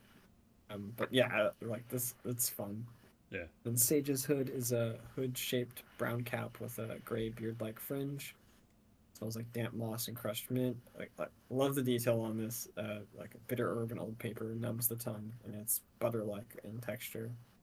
Right, like it has a specific condition it grows in, just under a full moon in a forest clearing. It allows you to float if you eat it. But you also then you wake up for 1 to 6 hours. Bullets or targets float backwards 10 spaces and can't take cover for 2 turns.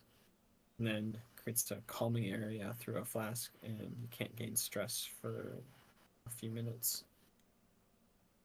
To gain the effect, you only need to eat a mushroom. If you eat multiple mushrooms in a day, and the total ingested grade exceeds 10. So here you'd eat a 3 and a 5, which would be 8. You must roll on the injury table. Okay, so you can't eat too many mushrooms.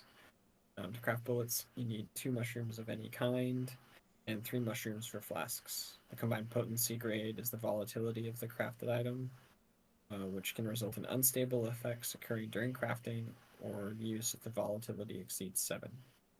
When using items with a volatility of 8 or more, players must roll on the side effects table.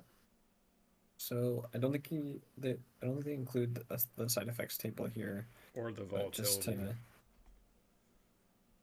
But I'm assuming potency. So like if you combine Odin's cap and Sage's hood, it's combined volatility of 8. Yeah.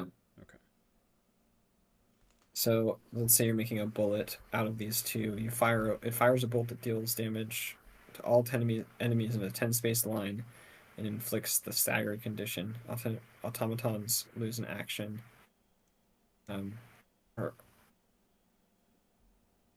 For a Sage's Hood flask, it disarms all weapons in a 4x4 area, lifts all beings into the air, and they can't take cover or attack for a number of turns. Okay. Yeah, I think Mushroommancy is fun.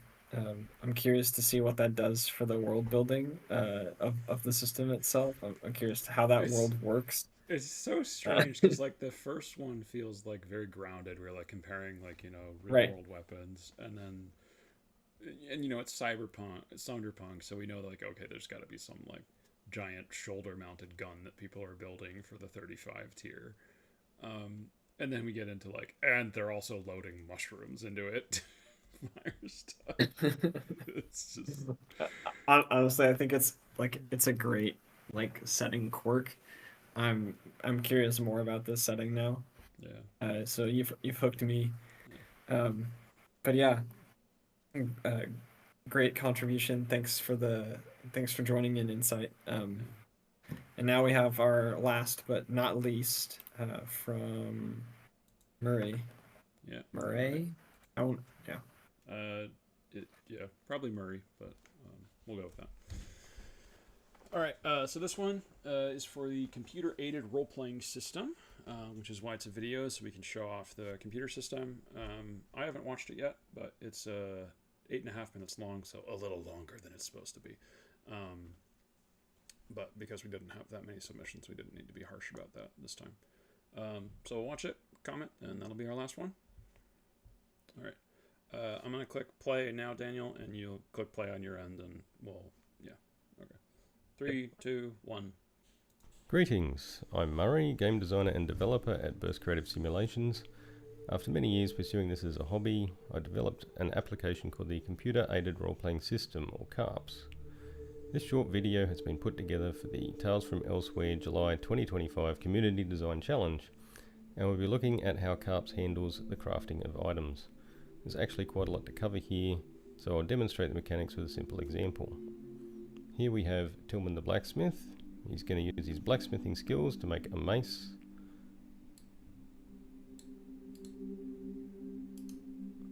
While he's doing that, Evelina the herbalist will make a potion.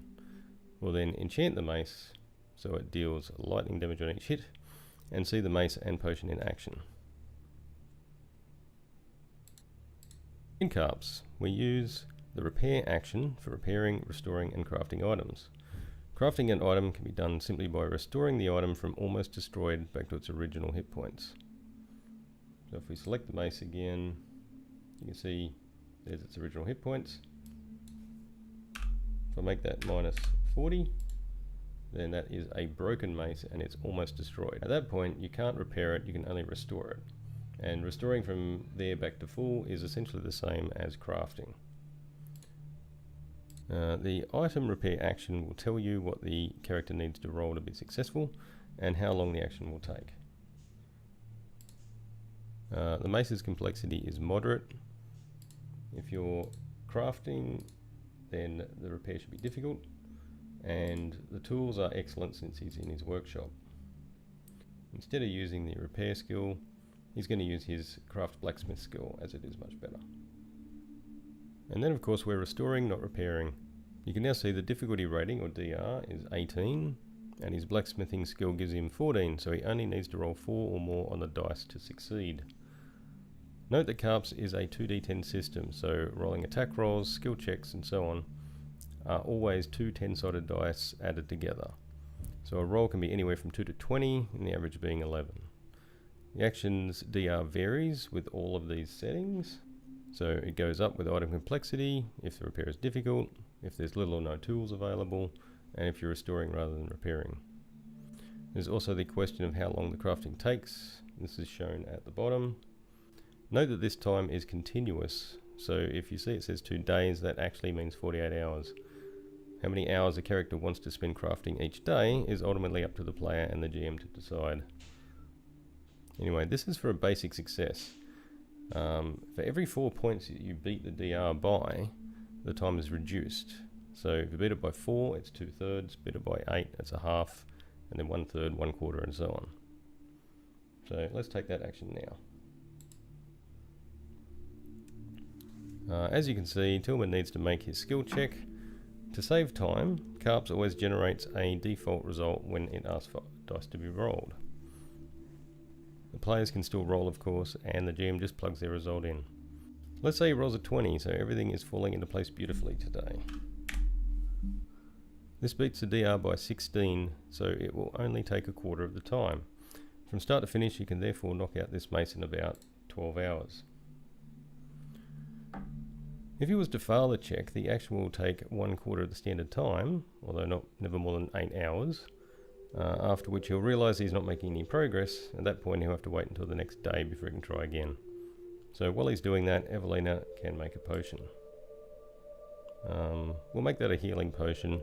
All potions are made by casting spells. There's a specific spell for each potion, each of these with different casting times and needing different material components. So to cast a spell, she just takes the cast action, and we choose healing potion. We don't need to mess with these options, and she's got the spell components, so she can start making the potion now. At the end of the casting time, the potion will have been created and will literally appear in her hand. They're both busy at this time. We'll run the encounter forwards.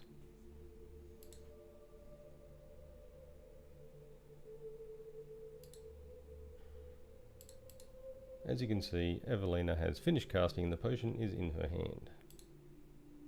Note that the encounter always stops when a spell comes into effect. This is always 5 ticks before the caster is ready to take another action, and that's why it stopped there. If we select Tillman, we can run the encounter forwards again, and he'll finish the mace.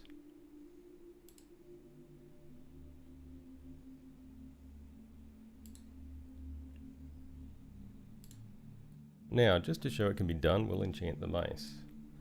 So you can see the mace has various properties, attack and defense, damage, that sort of thing. Now, to enchant an item, we need to create a spell. The easiest way to do that is without the caster being here. There is an option for that. And we want create magic item.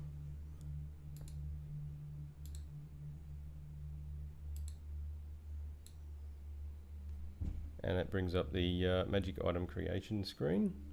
And then we can choose which spells we want to imbue into the item. So we want enchant weapon +1.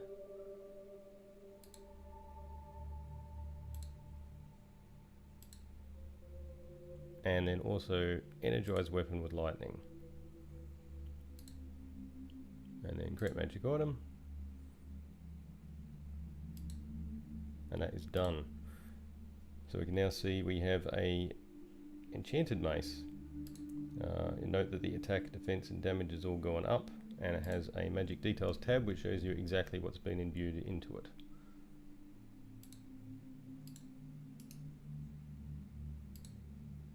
Okay, so Tillman has picked up the mace, and to demonstrate it wouldn't be very nice to attack Evelina, so let's bring in a brigand.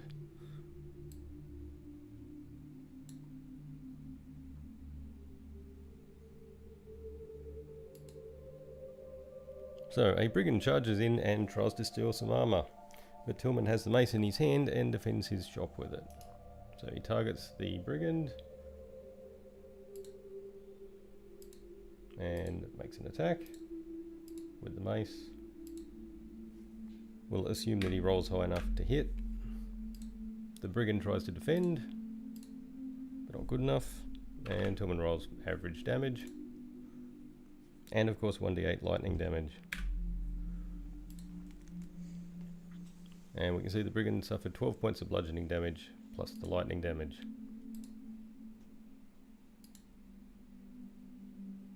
And as it turns out, a facial injury. The brigand wasn't expecting a tough opponent and rather conveniently surrenders. Evelina takes pity on him and can give him the healing potion. So she's got it in her hand, she just has to get within reach. And she can use the healing potion and administer it to the target. If you didn't choose that, she'd drink it herself, but you can give it to someone else. He doesn't wish to avoid the spell, and it does 4d6 of healing. As you can see, he gets almost all of his hit points back. Done. So as you can see, CARPS allows making potions, crafting items, and enchanting those items with magic pretty quick and easy. I'm trying to keep this video short, so that's it for the moment. If you thought this was cool or interesting, please like and subscribe, it really does help. You can see more about CARPS on my YouTube channel and my website. And if you happen to have an Android device, please check out my free dice roller. Thanks. Alright, finished up. Yeah, I just the amount of interconnection between all of those subsystems and the fields and the different like is a lot. And I say that as like as a tip of the hat, like for like actually simulating and then building this out in a in a program. That's a ton of work. It's super cool. Yeah.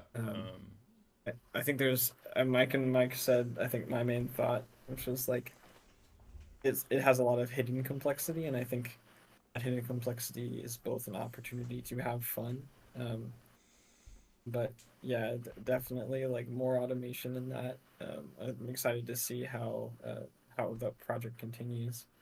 Um, just, Yeah, I'm kind of surprised this is yes. done in his own system instead of on Foundry, because there's so much of this you could do in Foundry. I know you can, and it would be probably easier to implement than designing your own system.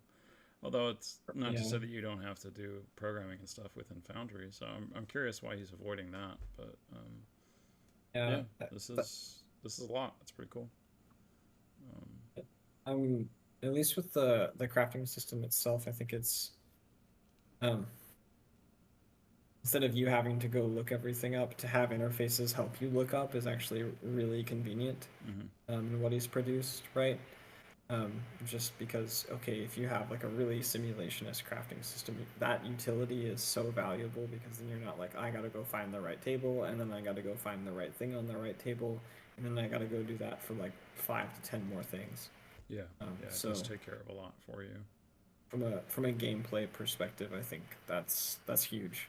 Um, yeah, I mean the system made sense. It didn't seem I mean, to anything like it wild. seemed I think pretty similar it's to a D and little D, interesting. Yeah, because I noticed that the spell list looked very much like, oh, that's the D&D spell list. yeah. So that's pretty close to um, yeah, but it looked like it was using a 2d10 resolution system instead of 1d20. So that's one big change. And then the crafting system seemed to be much more thought out than D&D's crafting Yeah, system. yeah. There were some actual mechanics there. Yeah. But yeah, I mean, honestly on this kind of stuff, I don't know where to start. I feel like part of it is very much just like realizing the RPG in your head, like in that different context. I think we're really used to like reading rules and trying to think about the mechanics in that way. Yeah. But when you see it like through a UI like this, sometimes it's a bit difficult to understand the abstraction. But I do think I do think this kind of project is really cool. I'm like again, I'm really curious to see where they take it.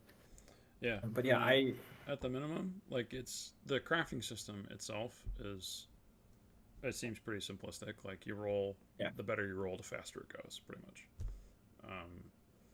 Or you use a spell and then spells just kind of work because they're magic. So that part seems pretty simple, but having all of that like coded, so like you used a mace, but there's like a bunch of armor on the table there. right. All the other weapons and things you can make within the game. I mean, I don't know if he's put crafting DC numbers for each of those and stuff, but man, that's got to be immense. Yeah, and then also coding that okay. with like time passing in the game and all these other components to it. Yeah, honestly, like seeing him just run the encounter and the game in the interface move forward in terms of like time, that was I know it's like tangent to the crafting system, but I'm kind of like I'm partially obsessed with systems that actually represent time well. Yeah, I mean that's why I was Um, mentioning Foundry. Like Foundry does all of that as well. yeah, Like where you can press skip forward buttons and then like spells have durations that are listed on characters and they'll fall off over that time. Um, and conditions fall off automatically as turns go on if they're supposed to. Like all of that's kind of taken care of for you in Foundry if it's coded. yeah. If it's coded is the key. Yeah. So like that demo that was like straight like Mike and Mike said it really well. It's like it's hard to comment since the mechanical depth isn't explored to its fullest as a demo, although it's perfect. It's like yeah, like and the amount of work to get it to that point is immense. So, I think really appreciate everyone's submissions through all of this. We've gotten through everything.